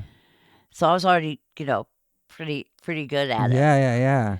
But I learned a lot from, like the people in the scene taught me stuff. Like Labonte is basically taught me how to fry ice cream. Who did? Phil Labonte. Oh yeah. Yeah. What band's he from again? All That Remains. All That Remains. Okay. Yeah, and then before he was with the Shads. Okay. He was Keep talking. He's the original guy from the Shads. Was it the Rat in Boston? No, not the Rat. Is it not? It's not Harvard Square. No. Oh my God. It's like. Oh my God! I got it. Suburb right outside of Boston. No, I know what it is. It's I'm so in trouble with Boston right now. Not the Midway Cafe, Paradise Rock Club. No, it's coming. Middle East. No. What? That's a legendary club we used to always play. Wally's Cafe. It's not. It's more of a venue. Thank you so much. Thank you. It's more of a venue. Okay. But I forget what it's called. Yeah. So. Anyway. So the DVD. So what's the gap between that coming out and all your clientele? What happened is that I realized that a lot more people wanted to learn this, and I was going to be able to teach. Yeah, this is legit. And rather than like put out like a PDF of the exercises, I thought, okay, I'm gonna really go out on a limb here, and people are either going to think I'm crazy, or it's going to be really good. But I had this little thought in my head. I said, I think this is going to be big. Yeah. I think this is going to be There was nobody big. doing that at that time, teaching people how to scream and stuff like that? No, not at all. The vocal coaches weren't really for that type of music. There was nothing for that. There was one rock teacher. He's still around. He's a very good teacher, Mark Baxter. And he wrote something called the Rock and Roll Singer's Survival Handbook. Okay. Right? Okay. And so he has U2 and he has sort of like an older... Different level, right? Okay. And basically, that was the only sort of rock singer thing that was of any success, right? Okay. And so the Zen of Screaming, it's called the Zen of Screaming, not because I'm a Buddhist, but because I learned in high school about this thing called Zen. And it was about the force. It was about, and it's a thing, it's a spiritual thing, but it's like, don't push the river. Like, it's an Eastern philosophy that I got sort of educated with a long time ago. And I realized that my technique is kind of like about allowing rather than making it. Okay. Like it's about chilling out with the way. Instead of overdoing everything. Right? Not trying to scream, but allow certain things to happen in order for a scream to come out. Yes. As opposed to scream, so the Zen of Screaming, my stepfather made me do a business plan. He made me work really hard for it. Like a year, I worked on this business plan. Try to do a business plan on something that doesn't exist. Yeah. Like there was no research. Like you could do research on people that sing in the choir. Yeah. And help me, but there was nobody screaming lessons. I don't think so. Right. So he lent me $60K. Wow. Okay. He lent me $60K, and I, Denise Kariki. Okay. Denise Kariki basically was a great director. She did it. But she wouldn't let me write anything down, so everything was on the fly. Okay.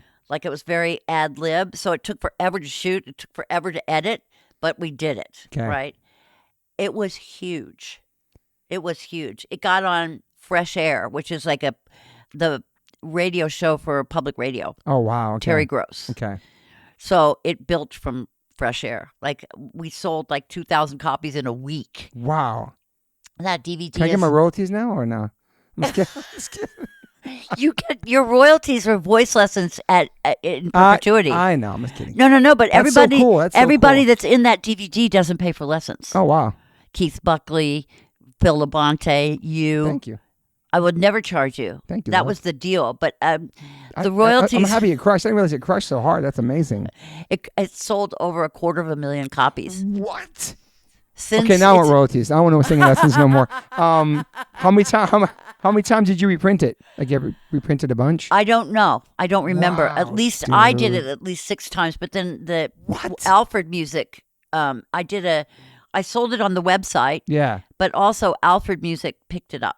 And distribution? So, yeah. And so I get $8 a thing, right? It was in Tower Records. It was everywhere, right? It was everywhere, except when it was in Tower Records, the person that allowed that to happen stole the money. What? Should I give him a shout out? Somebody go kill this guy. So he took the sales from just that particular DVD and took the money? He basically had a deal with... he got it in there for you. He actually took an advance for it, and he walked off with the advance, so I didn't get any money for it. But he owed me $40,000 or something, but basically... What? Yeah. Yeah, I didn't see a dime. What's up with these pieces of shit, man? Jesus, where's that guy at now? Sean Blue, I hate your guts. I'm coming after you. You're the second one on the list. Oh, that's somebody else? No, you're in the list of the other guy who's still alive. We talked about yeah. Yeah. She's got a fucking hit list right now, dude. I believe in karma. It's bad karma, dude. I believe in it, man. I wish I believed in karma, but I do believe it in kind of a sense. But you see, the problem is that when you believe in karma, it can't go both ways. True. Because there's so many shitty things that happen. Like, why did I deserve that?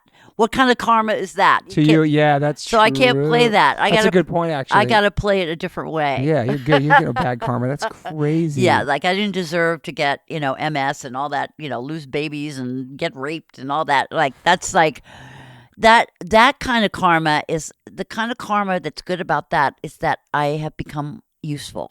Like I've been through, by the way, this year, I think this is the first time I really announced this publicly, but I was diagnosed and cured. Well, you don't get cured, but lung cancer. Really? This year. What? 2024, I was diagnosed with lung cancer. I went through radiation. I went through chemo. And it's clear. Holy shit. So, but now... Congratulations. That's so scary. Wow. Thank you. But I think to myself, now what kind of karma is that? But I'd already been through this because I got diagnosed with MS in the 90s.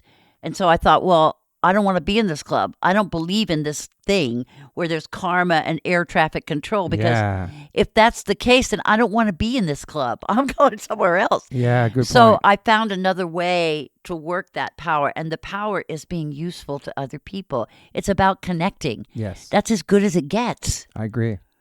That's as good as it gets, is yeah. connecting. And to be connecting is to be useful. Yeah, it's true. So that is like better than any record deal. Damn, that's right. MS too. I remember that too. Wow. Yeah. MS is forever.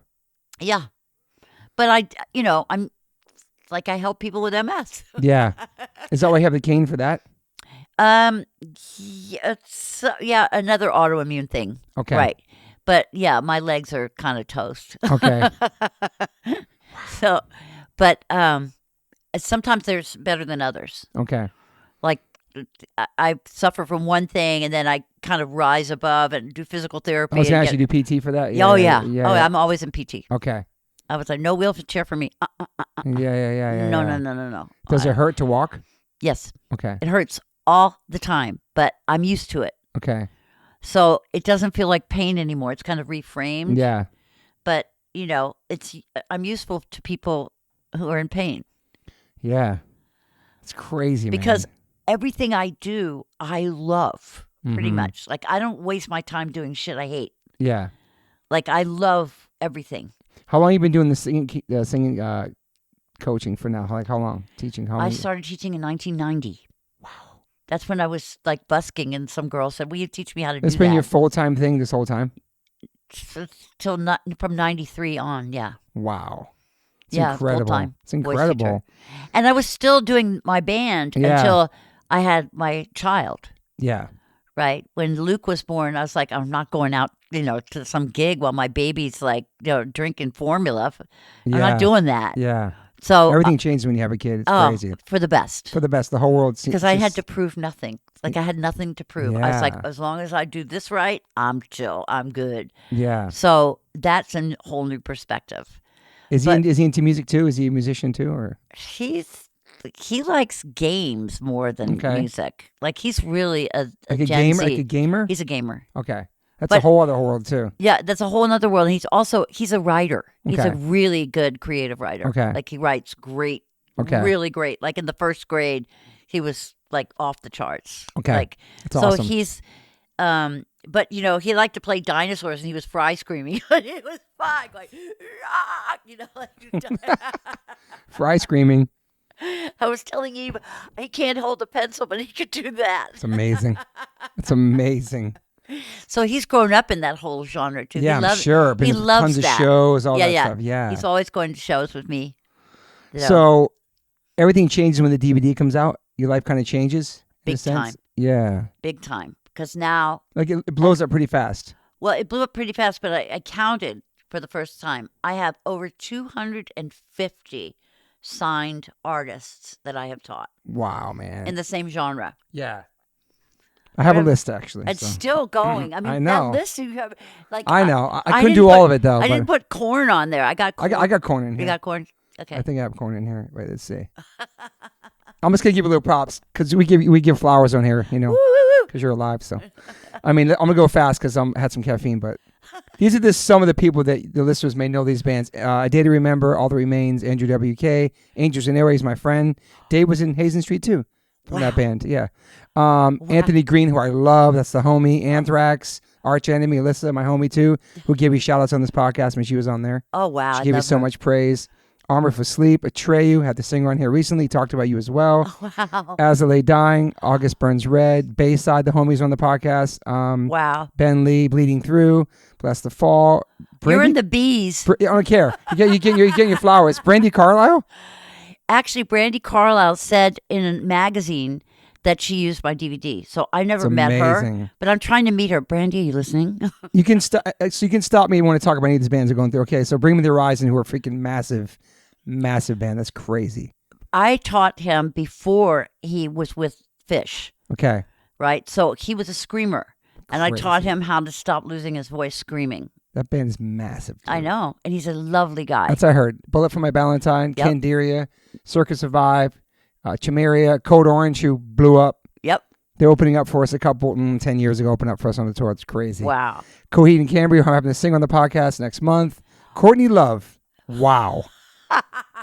Did you have her in person? Yes. Legendary. That must have been crazy. Awesome. Oh, it's a whole story. Yeah, you need to have an NDA to have some of these people on the Cradle of Filth, sick. Darkest Hour, my homies in that band. Daryl Hammond, that name seems familiar. Daryl Hammond? I don't know if that's it. Maybe I said it right. Disturbed, Eric Andre, the comedian. Yes. He's incredible, man. Love Eric. Every time I also got, what's the girl on Saturday Night Live? She's so funny. Sarah Sherman. Oh, yeah, she's sick. Yeah. Oh, you're right. You connected me with her in email. Yes. We tried to. Yeah, she didn't respond to us. Sorry, Sarah. She doesn't like us. Me, Exodus, Falling in Reverse, Fever 333. That's my boy Jason. He was on my podcast twice. And now I'm with the House of the guitar player from 333. Oh, is one of the other band? Yes, it's a brand new band. It's blown up. Okay. House of Suffering? No. His name is Stevis. We'll get back to it. She might know what it is. I don't know. Protection. House of Protection. House of Protection? No, it's no. We'll get it. Can you Google that? Oh, I'm sorry. Fit for an Autopsy, my son's favorite band. Yes. Great dudes from Autumn to Ashes. Gojeria, God Forbid. Goldfinger, the homies. Wow. Yeah. Greta Van Fleet, H2O, Hazen Street. Yes. Yes. Hawthorne Heights, Hit the Lights, I Prevail. Il Nino, Infected Rain, my homie. She was on the podcast. Oh, Lena, she's like one of my oldest students. She's incredible. Jim Brewer, the comedian. Yes. Who was opening up for Metallica a couple years ago. Yes. Wow. Yes, indeed. Kevin Bacon. Yes. He's a singer, though. The Bacon Brothers. They're great. He's been singing for years. Yes, and so he came because his son was in a metal band, goth metal band, and Kevin. The Chariot? No, that's not the band. Fever 333. No. No, the Steve. How? I'm gonna get it right now. Whoever quit the band's got a new band together. Announces a new band together. Steve. His name is Steve Harrison. Is the guitar player? Oh yeah. And it's House of Protection, or is it House? I'm looking up right now. Steve Harrison. It's House of something. I'm looking for it. It's right in that section. I'm sure it's in there right there. It's in my emails. No, it's okay. Kill Switch Engage, the homies Lamb of God. Both of them. Yeah, both singers. Lamb of God, my homie. Lamb of God, dude. Yes. Love that man. Incredible human. Machine Gun Kelly? Yes, before yes. Before the pop punk album? Way before. This is when he was just rapping. Dang, really? Before the Eminem beef? Absolutely. Way before. Dude. Way before. Wow. Machine Head, Madball, of course. Yes. Maroon 5? The guitar player from Maroon 5. That's sick. Matt Sweeney, Megadeth, Mudvayne, Poison the Well, Quicksand. You had Walter? Yes, and also Sergio? Sergio. Best. The best. Best band, too, The best band. I love Quicksand. The House of Protection, correct. House of Protection, it was right. 333. Thank you, my friend. Yeah. Thank you. She's the best. She's the best, isn't she? Sante Gold. Yes. Do you know Sante? No, I love the music. Crazy. Amazing. It's crazy, dude. right? Say Anything, Senses Fail, Shadows Fall, Shy Halud, Sick of It All, Silverstein, Slayer, Sleeping with Sirens, Slipknot. Yes. Hey, Corey? Yes. Wow. I did Corey. I went to Iowa to do Corey. No way. Oh, you're doing house calls. You're flying around doing stuff like that. Yeah, by that time, that was like 2008. Yeah. Yeah. The Slipknot. That was during the Rick Rubin record, the Subliminal Verses. You worked with Slipknot during their album?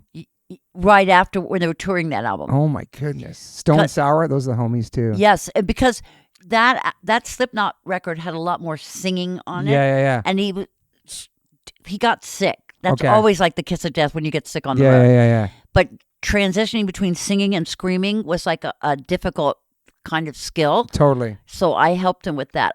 You know what? He was so fast. He picked it up so quickly. He's an incredible singer, man.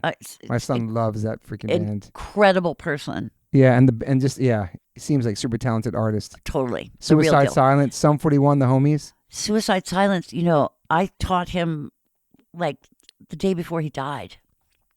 That's right, he passed away. That's right. Oh my God. We had a car accident during Hurricane Sandy. Oh my goodness. On Halloween. You were with him the day before or the week or? We were doing Zoom, and basically he passed on Wednesday, Halloween, and there was a hurricane, and I was coming out to LA to teach him, Jesus, and he died. That's sad. Oh, it's so sad. But now I teach the Eddie. He's in the band? Yeah. Okay. He's like Mitch's. Yeah. Okay. Taking Back Sunday. From I Shall Perish, Eddie. I know I Shall Perish, yeah. Taking Back Sunday, The Bleeders, The Bravery, The Chariot. No, not Those are old. The Bravery is really old. There was Prada. Yeah. Ghost Inside, The Used. Yeah. Did you do Burt McCracken? Yes. Wow. Great singer, man. Yep. Love The Used. I do too. Went on tour with him a couple of times. Throwdown, Thursday. Third Eye Blind. Yep. And you did Turnstile? You did Brendan? Once. Best. He's great. Best. He's great. You know what? He brought me these, he's a great guy. He's a sweetheart, man. He's a great guy. That band is huge, killing it. He's great.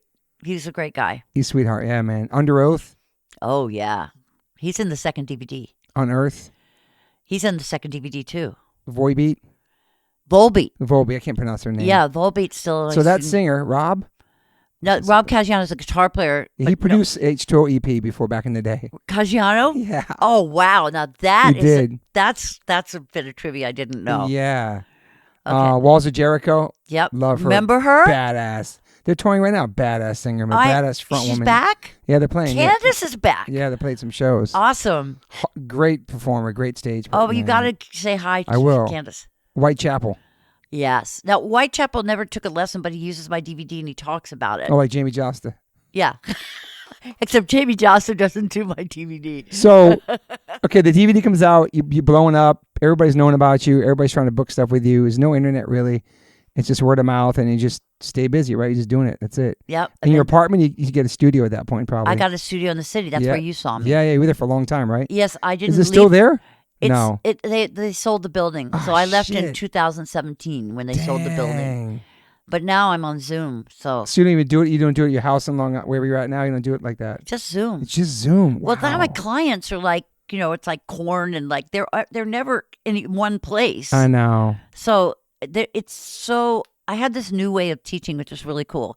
They come to a couple of lessons, right? I give them the overview, right? But then I warm them up on the road and they learn it on the fly. Sick. So they're learning the technique, but they're going and using it right then and there in the show. Yeah. So it just like assimilates so much easier rather than study it all and then try to apply it. Yeah. So that's like most of the, A-listers that are like successful are doing it that way. Are you doing the singer from Korn?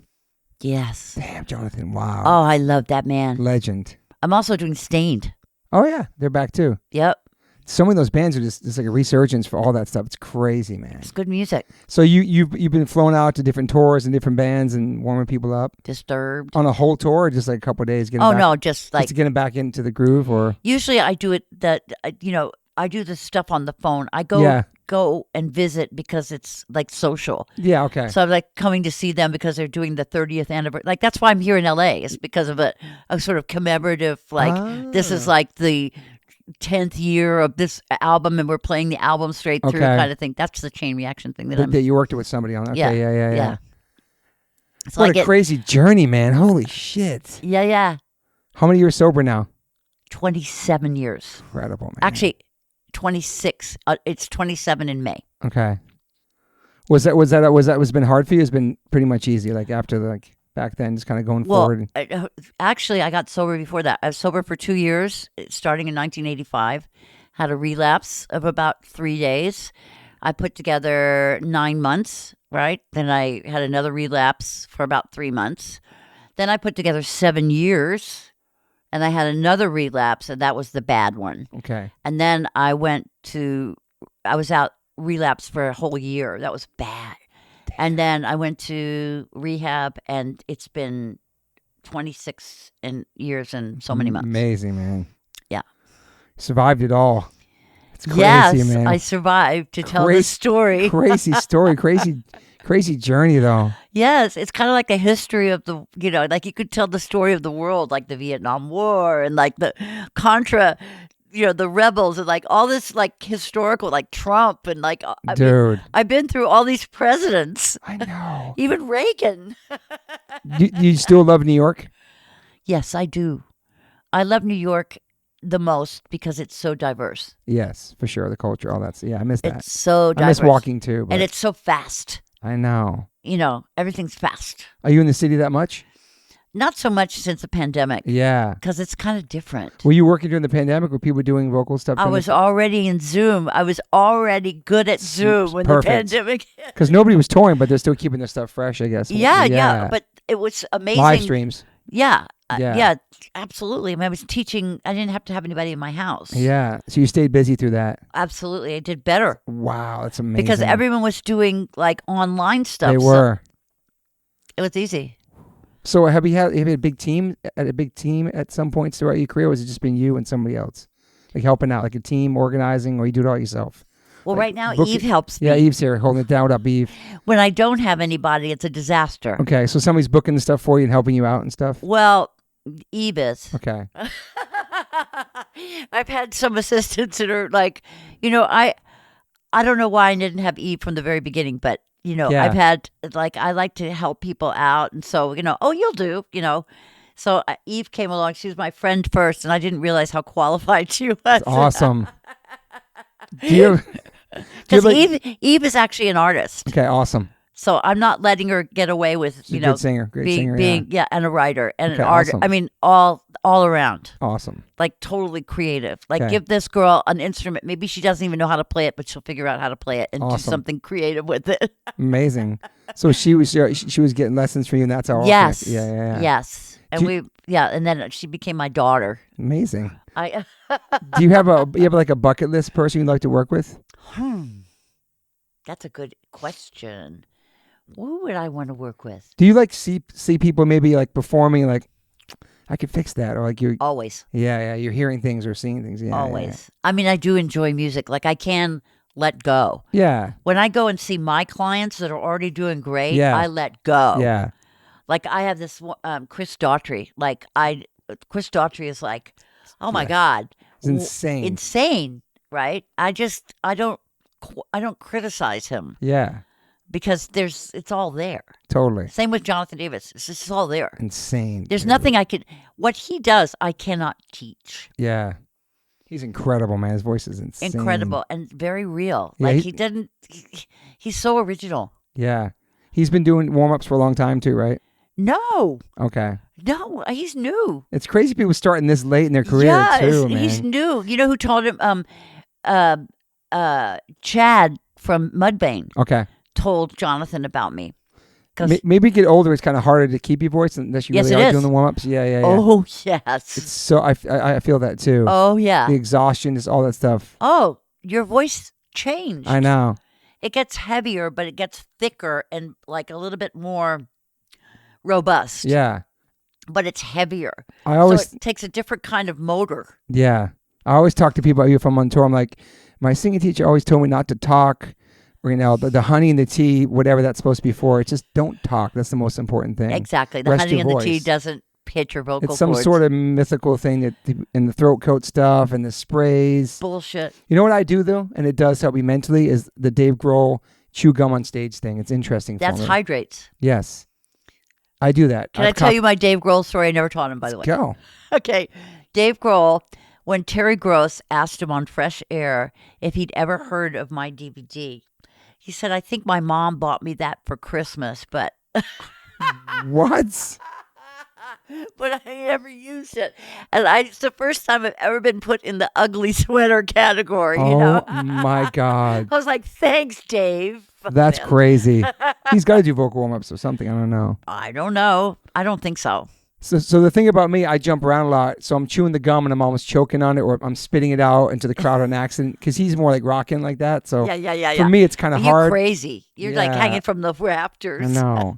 That was cool. You came out to my New York show 2 years ago and you warmed me up in the van. That was nice in Brooklyn. Oh, that was great. It was a great show. I still have that warm up on my phone. Yeah, we do too. My friend does too. Yeah, but I always had the DVDs with me. I mean, I had had the CDs with me, and then I had them on my iPod. Oh, that's I have so all the great. original warm-ups on the iPod that I can't get off. But now I got it from you somehow. You sent it to me. I use it now, whatever it is. It's on my phone. You're MP3. in the DVD actually with a CD that gets jammed in your car, and you break it on camera. I do. Do you remember that? No, I don't. Yeah, it starts jamming. It goes, and he my goes, God. God damn it. Someone's knocking on the window. It's time to go. It's time to go. And you're like, and you snap it. I always send you videos because all during the tours, me and Rusty were warming up in like a sketchy backstage bathroom in Europe or Germany, or like in a bathtub. Yeah, we do it everywhere, in showers, dirty showers, or fucking sketchy venues. But it works. But the acoustics is really good in some of those bathrooms. Oh, for sure. And in the showers too. Reverb, You can hear, I do in the van or whatever, but like, Yeah. I never miss a day with it, man. Even if like, I don't know, it saved my life. It's crazy, man. Yes, that's what some people say. Yeah. They don't miss a day. You're a lifesaver. You've changed a lot of people's lives, man. It's crazy. All I did was do what I love. Yeah. I just love it. And you still love it. I still love it. I still study vocal science. Yeah. I still study classical music, like classical singing, Yeah. because I like to be a student. I like to get in touch with the feeling of not being good at something. Mm-hmm. And wanting to be good at something, but not being able to be good at something. Yeah. Like classical music is like difficult. Yeah. And so there I am, like, woo, every week. So you're always singing. Yeah, well, I should sing more. I think that, being diagnosed with cancer, it was like really, Fuck. you know what? My vocal fold was paralyzed by the the radiation. Okay. And Did you lose your hair?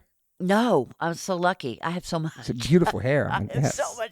What was I going to do? First of all, not having a vocal fold, right? But then not having my hair. That's the worst. Yeah.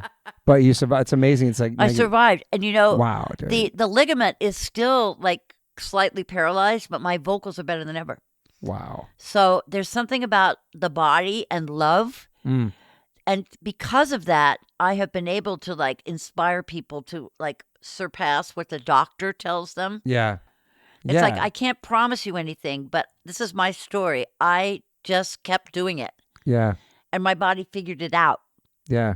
Like the muscle memory, it finds another way to do what Absolutely. you want to do. If you're really meant to do it, you just do it.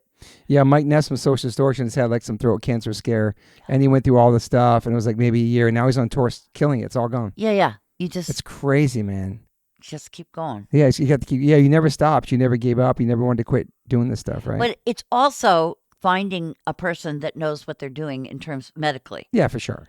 Like I did not go to some, pie in the sky, non-evidence based Okay. treatment. Yeah. I'm not like that. I was like, okay, Western medicine, here we come. Because for things like cancer, the diagnostic equipment that they mess with, that stuff, you can't beat it. So I'm so lucky I live in New York with, shout out Sloan Kettering, Memorial Sloan Kettering. Like they found it and they fixed it. I hope they find a cure, man, someday. Even if once we're gone or whatever, they find it. Here's the thing. It's not one thing. I know. It's a million different diseases. And there's all kinds of cancers. I know. Yeah. So it's not one thing, but I can tell you that there is a spiritual aspect to it. Mm. And shame and guilt play a big part in it, I believe. Wow. Not that I think that you can get rid of your shame and guilt and cure cancer. No, I know. What I'm saying is that things go out of whack because of resentments and fear and negativity. Yeah. And it eats. Yeah, eat you alive. It eats, like autoimmunity is like it's eating you. Mm. So like MS, cancer, it's all autoimmune. It's all your immune system. Yeah. Right? So like if you feel ashamed of something or you feel less than or anything, it's just like, Yeah. like fungus. Yeah. It's fungus. Are you an optimist or pessimist? Optimist. Yeah. Completely. Yeah, you've always been like that, I think. I never take no for an answer. You have a nice positive energy. You have a nice ray of energy. Well. You've always had that, I feel like. I don't know. I think that's just, I'm better. I feel better that way. You're always smiling. Well, I feel well, that's also kind of pathological. Because people that are always like, ha, okay. Like not like that, but like. So, well, I did used to have that kind of, it's okay. It's all right. Okay. Yeah, okay. Yeah. Oh, okay. Oh, no, I don't want to trouble, like I have a lot of that, people pleasing kind of Same, pathology thing. Absolutely, man. People pleaser for sure, man. Yeah, I want to make it better for you. Always. So you love me more. Yeah, you're a giver. Love me. Like that's my thing. Like the love of 1,000 strangers. That's what I always wanted. But I also feel like you did it because you're a kind person. You want to be compassionate towards people. It wasn't like you wanted something in return. You're just a giving person. Like you love that human connection we were talking about earlier. I think that, yeah, it's the connection. But it started out with "Please love me." Okay. In a massive way. Yeah. Like that was. I don't know how anybody does this job and rock and roll without having this like almost primal like need to be loved. Yeah, it's a good point. Actually. It's like that's all I dreamed about. Was I put in the bubble? Everybody's got. By the way, I had cigarette lighters in the air, not cell phones. But I always thought of myself, Madison Square Garden. Everybody's got their lighter up in the air because that was my idea of love. Yeah. Like I didn't have the capacity for anything else. Yeah. That was probably because of the rape and everything, all that stuff, Fuck, right? Man. But, I'm glad it happened. Yeah. Because I wouldn't be doing this. You're at peace with it. Yes. Yeah. Everything happened for a reason. I know. Yeah. It wasn't fate. It's about the ability to, like, optimize what happens to you. To reframe it and to make it work. Yeah, like yeah. lemonade out of lemons. Totally. I think that's the life's meaning. Yeah. You have any regrets in your life? No. I like that. Actually, maybe one, and that is that when I blew that showcase, that I didn't believe in my talent and my confidence. Yeah, so you lost that part. I felt less than for a very long time because I didn't have a record deal. So I thought that I didn't rate. Yeah. So I was always feeling like the girl by the velvet rope that didn't get picked in for the venue. Like, no, you go in, not you. You go home. Go. Also, the guy that what's his face said you were too old, and it's like, fuck you, motherfucker. Like, yeah, but he was right. But you found your place in music. I'm teaching. Yeah, it's incredible though. I wanted to be a rock star when I was younger, and I thought I was going to die if I wasn't going to be a rock star. And guess what happened? I wasn't a rock star, but I got something even better. Totally. You got a real human connection with people. It's amazing. Yeah, to give people the ability to do something they can't do. Yeah. Like, how great is that? You look back and wish you could have had a record deal still? You don't give a fuck anymore about all that stuff? After all the stuff I go through with all my artists, I really don't have any regrets about that. Hell no. Like, it's a fucked up industry, man. Being on the road is like, it's got its bad points. Yeah. It's beautiful too, though. It's tough, but it's beautiful, yeah. It's tough and beautiful. I know. But I'm glad I get to eat whatever cake I want to eat, True. Like, I don't have to fit into a corset and get on stage by a certain hour. And I know. You're your own boss. I'm my own boss. Yeah. Damn. And family's good. Everybody's good. Your son, where you live, and being a mom and all that stuff. And love being a mom. Life is good. You're in a good place. Love being a mom. Loved having be able to have a career and be a great mom at the same time. It's like balance it all, man. It's so important. It's a blessing. Yeah. Yeah. Are you on social media that much? Oh yeah. TikTok. Too much or no? Not since I got sick, but I'm going back into it. Yeah. But I try to make it informative. Yeah. So my Instagram posts are detailed and scientific, and my TikToks are educational. Okay. So you're saying no more TikTok next month or something. It's like a national ban on TikTok. You heard about that? Yeah. They're trying to ban it and shit. It's crazy. Eve knows what to do. What? Okay. She knows who knows what's going to get banned? I'm not on TikTok, but I know it's important and people can promote and do cool stuff like that, educate people. Oh, yeah. I just direct people to buy the equivalent of the new DVD, which is called the Deep Dive Bundle. Okay. And you could get it on the website. It's basically streaming. There's no more DVDs. Okay.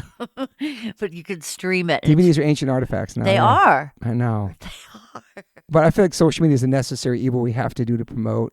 It's, it's there for music, absolutely. podcasts, whatever. It's a dark, crazy place though, man.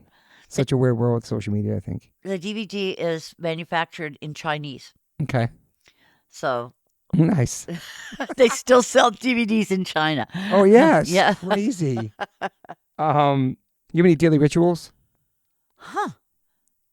Well, I usually say thank you at the end of the night. Nice. And say, guide me in the beginning of the day. Nice. Try to perspective. Yeah. I go to meetings, not every day, Okay. but I kind of stick to the 12 steps a lot. Nice. I like that. Rituals every day. It's usually, these days, it's doctor's appointments. Yeah. You a coffee person? Oh, my God, yes. Okay. How many cups of coffee a day you have? 6. What? For real? 6? With 3 sugars. Well, you have to have something. You're sober. It's like you have to have some sort of fucking thing in your Yeah. life, dude. With 3 sugars. Damn. What's the last coffee you have a day? Because after 3, I heard you can't go to sleep. I go all night. What? You go to sleep with it too? Go to sleep with it. Holy shit. Coffee fucks me up, man. No, so not bad. me, but tea fucks me up. Oh, really? Green tea or something? No, not so much green tea, but regular breakfast Yeah. tea. That'll keep me up. That's Damn. interesting. I think it's because it steeps longer. English tea or something? Or Yeah, fucking- that'll keep me up. Huh. Isn't that interesting? I have a love-hate relationship with caffeine, man. It fucking sucks. Oh, and I gotta have Coffee it. makes me jittery and crazy. I don't know. Oh, it makes me chill. So you sleep good at night? Yeah. Okay. You a good sleeper? When I got sober, I started sleeping Good. because there's no more coke. I had to do it. It's fucking crazy. Are you a religious person? I'm a very spiritual person. Okay, I guess, yeah. If religion, I don't have an idea of a power greater than myself that's directly in a book. Okay. Same, I respect that. It's a direction of my soul. I like that. Yeah. You've always been like that? No, I loved church when I was little. I loved the music. I loved the pageantry. Were you Catholic growing up? I was Protestant. Protestant, okay. Yes. My dad was Jewish, but non-practicing. Okay. And my mother was non-practicing. Like, they were atheists. Okay. They were but I loved the music at church. So I went to church. For that reason, yeah. Yeah, I love the music. I love being in the choir. Okay. I love being in the nativity scene, and I got to be Mary one year. What? Wow. So it's just the music, everything. It's melodies, the performing all that thing. stuff. Yeah. And I also like the charity, like do unto others. I like the rule book. Totally. The 10 Commandments. I'm into that What kind of music? Do you listen to new music, like new artists? all the time. Are you checking out new stuff, or people sending you stuff, or? Well, yeah, I'm checking out this news thing. I just was into this girl named Sophia. Oh, forgot her last name again. Sophia. I have to look her up. It's in my. There's so many amazing new artists. Yeah, it's crazy, man. So, also, this guy named Ren. Ren is there is this. Also, there's another artist that I teach. It's called Ryan. I mean, not Ryan. Royal and the Serpent. Okay. And it's kind of like a narrative, but it's a divulging kind of narrative, but it's very creative. It's very poetic, but it's music, but they're telling a very provocative, a profound story about either mental health or some kind of, and it's really compelling. I mean, it's very interesting. It's a new thing. Okay. Because it has a theatrical aspect to it, but it's also very musical, and it makes you think about things. That's awesome. So it's not rhymes. Yeah. And, I'm listening to that. But I listen to so many. What's her name?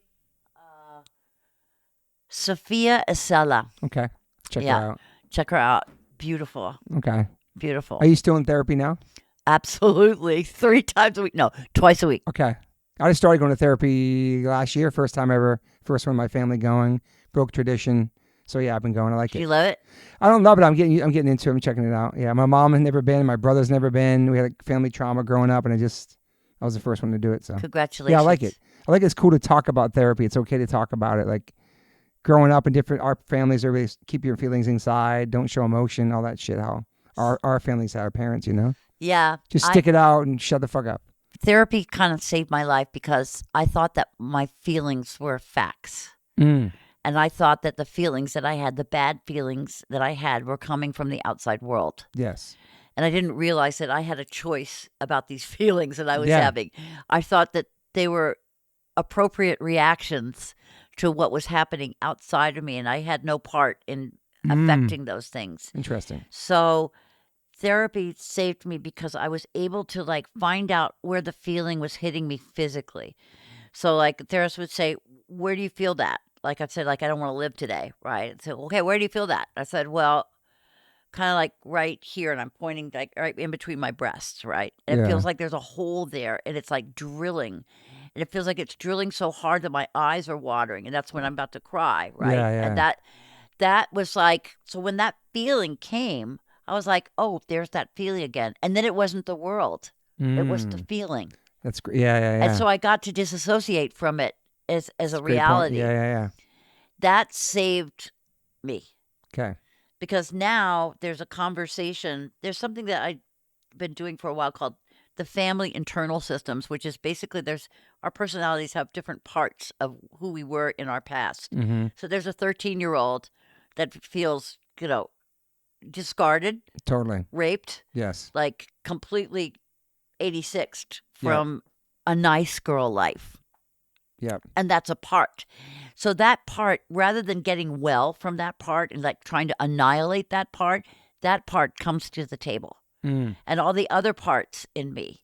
And a lot of the parts are being protected by other parts, right? And so you can see this kind of scenario, and I'm the head of the table. And so I let everybody talk, and then I get to know, oh, there's this person at the head of the table that's like calling the shots. That saved me. Gotcha. Because I'm not a victim anymore. Mm-hmm. I'm not. Yeah. I'm capable now. So that's what I got into a trauma situation because my mother passed 4 years ago, but there were some caregivers that stole money and basically abused their privileges. They stole money, everything, and they abused me. And I went to protect my mother, and they made it very difficult for me. Holy shit. It was bad. That's and horrible. so now I'm active. I'm an active person in trying to help elderly people. Okay. I love that. Like navigate elder abuse because it is so prevalent. So I'm like carrying a flag for elder abuse. I'm carrying a flag for mental health resources. Awesome. Through rock fans. Like I'm working with heart support. Like I'm volunteer. Let's do it. I love it, man. I love it. I love it too. Fuck. And I love you. I love you. Thank you for being here. It's the best. I know. This is so crazy to hear your story and like connect with you again. And you're a big part of my story. I didn't realize that till today, and I'm super honored though. I'm so happy. You to be really part of are. it. Yeah. You got to watch that thing where you smash my CD. I'm gonna rewatch it again. So you. But I'm happy you're still here and you're still killing it and inspiring and helping people. It's awesome. You're the best. You're the best. You're the best. I could talk to you for hours, but I know you have to be in Orange County soon. But thank you for being there in your time and what you give to the world and how you help people. You help me, and I'm still singing 30 years in this band. It's crazy, man. I can't wait to see you guys next year. 30 years. Yeah, man. It's fucking wild, man. 30 years. Playing punk rock. It's wild. It's amazing. It's crazy. It's a beautiful world. People still care about your band, and new generations are getting into you. It's cool. I knew awesome. it when I saw that mosh pit that one day. I knew it. This is a thing, you man. Predicted the mosh pit. This is a thing. This is not going anywhere. No. And it's going to change the world. Music changes the world. It really does. It's so healing. It's Yes. such a beautiful thing, man. Connection. So, Yeah, that's it. well, I'm glad we connected in music and we're still friends. We're and after all always these connected. Years, I know. Friend like family. Exactly. That was 20 years ago. Friends like family. Or just us connecting. Oh, yeah, for It sure. was 2004. Yeah. It's 2024. 24 We years met ago. you before that. Yeah, it's fucking wild, dude. Yeah. It's Well, thank still you for happening. being here too, my friend.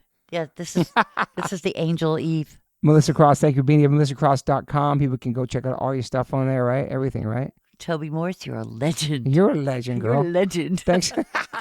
Thanks for being in my kitchen. Thanks for sharing your journey with me, being so open and honest. I think people are going to be super inspired by this. I think people who've learned how to sing because you're going to really get to know where you're from. It's cool, man. Thanks for being so open and honest. Thank you. You're badass. You're punk rock to me. So. You're badass. That's Okay, I love you, and thanks everybody for listening, and thank you, Melissa. Thank you for being so cool. Bye, everybody. Bye. Bye. I always ask my guests if they have any regrets. I personally don't have any regrets. Even when it comes to my tattoos, I have the silliest tattoos. Even my ET on my leg, it's still a childhood memory for me, and I love it. I've had tattoos on top of tattoos strictly because I wanted more tattoos. I started getting tattoos when I was 18. I'm 52 now, and I can't stop. I've had laser treatment before on something on my arm. It's 4 tattoos on top of each other. And that experience at that place was pretty fast. It was pretty cold. It was in and out, swiped the credit card. Don't really tell me much, didn't give me much details of anything was going to happen. So I never went back. So as of most recently, I'm so lucky enough to have had 2 sessions at Removery Tattoo Removal. My tattoo on my arm that looks like a big black blob is now super light. I've had 2 sessions. I have a long road ahead of me.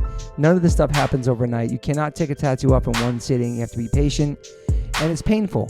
They ice you up. It's super fast. To me, it felt like a bunch of rubber bands. But what's more painful than that is looking at something on your body that you think you're stuck with for the rest of your life. That sucks. But now for me, I'm really happy I started this journey.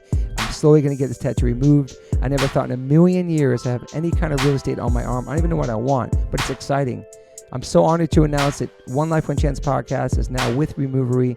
Call 866-934-4570 or go to removery.com. Use TobyH20 and get $100 off your first session. One of the most experienced tattoo removal companies in the world. Over 600,000 removal treatments done. 100 locations. US, Canada, and Australia. State-of-the-art Pico-Way laser technology. Cryo-technology to reduce any discomfort. This is so exciting for me because all I do in these podcasts is talk about tattoos. From day one, if you've been listening to this podcast, talk about tattoos, talk about getting removed, talk about getting covered up. So this is such a perfect fit for me. Definitely check out One Life One Chance podcast, episode 281. I have Carmen Brody, Mike McTurnan, and Dustin Ortle from Removery. And this is over 2-hour conversation. People submitted questions. It's an incredible conversation breaking down the do's, the don'ts, the fears, process, the results, everything you could imagine about getting a tattoo removed. It's all in this podcast. It's an incredible episode. I appreciate them all coming out for it. So check that out if you want to learn more about Removery and what it's like to get a tattoo removed. Once again, go to removery.com or call 866-934-4570. Use my code TobyH20 and get $100 off. These guys are located everywhere. Try it out.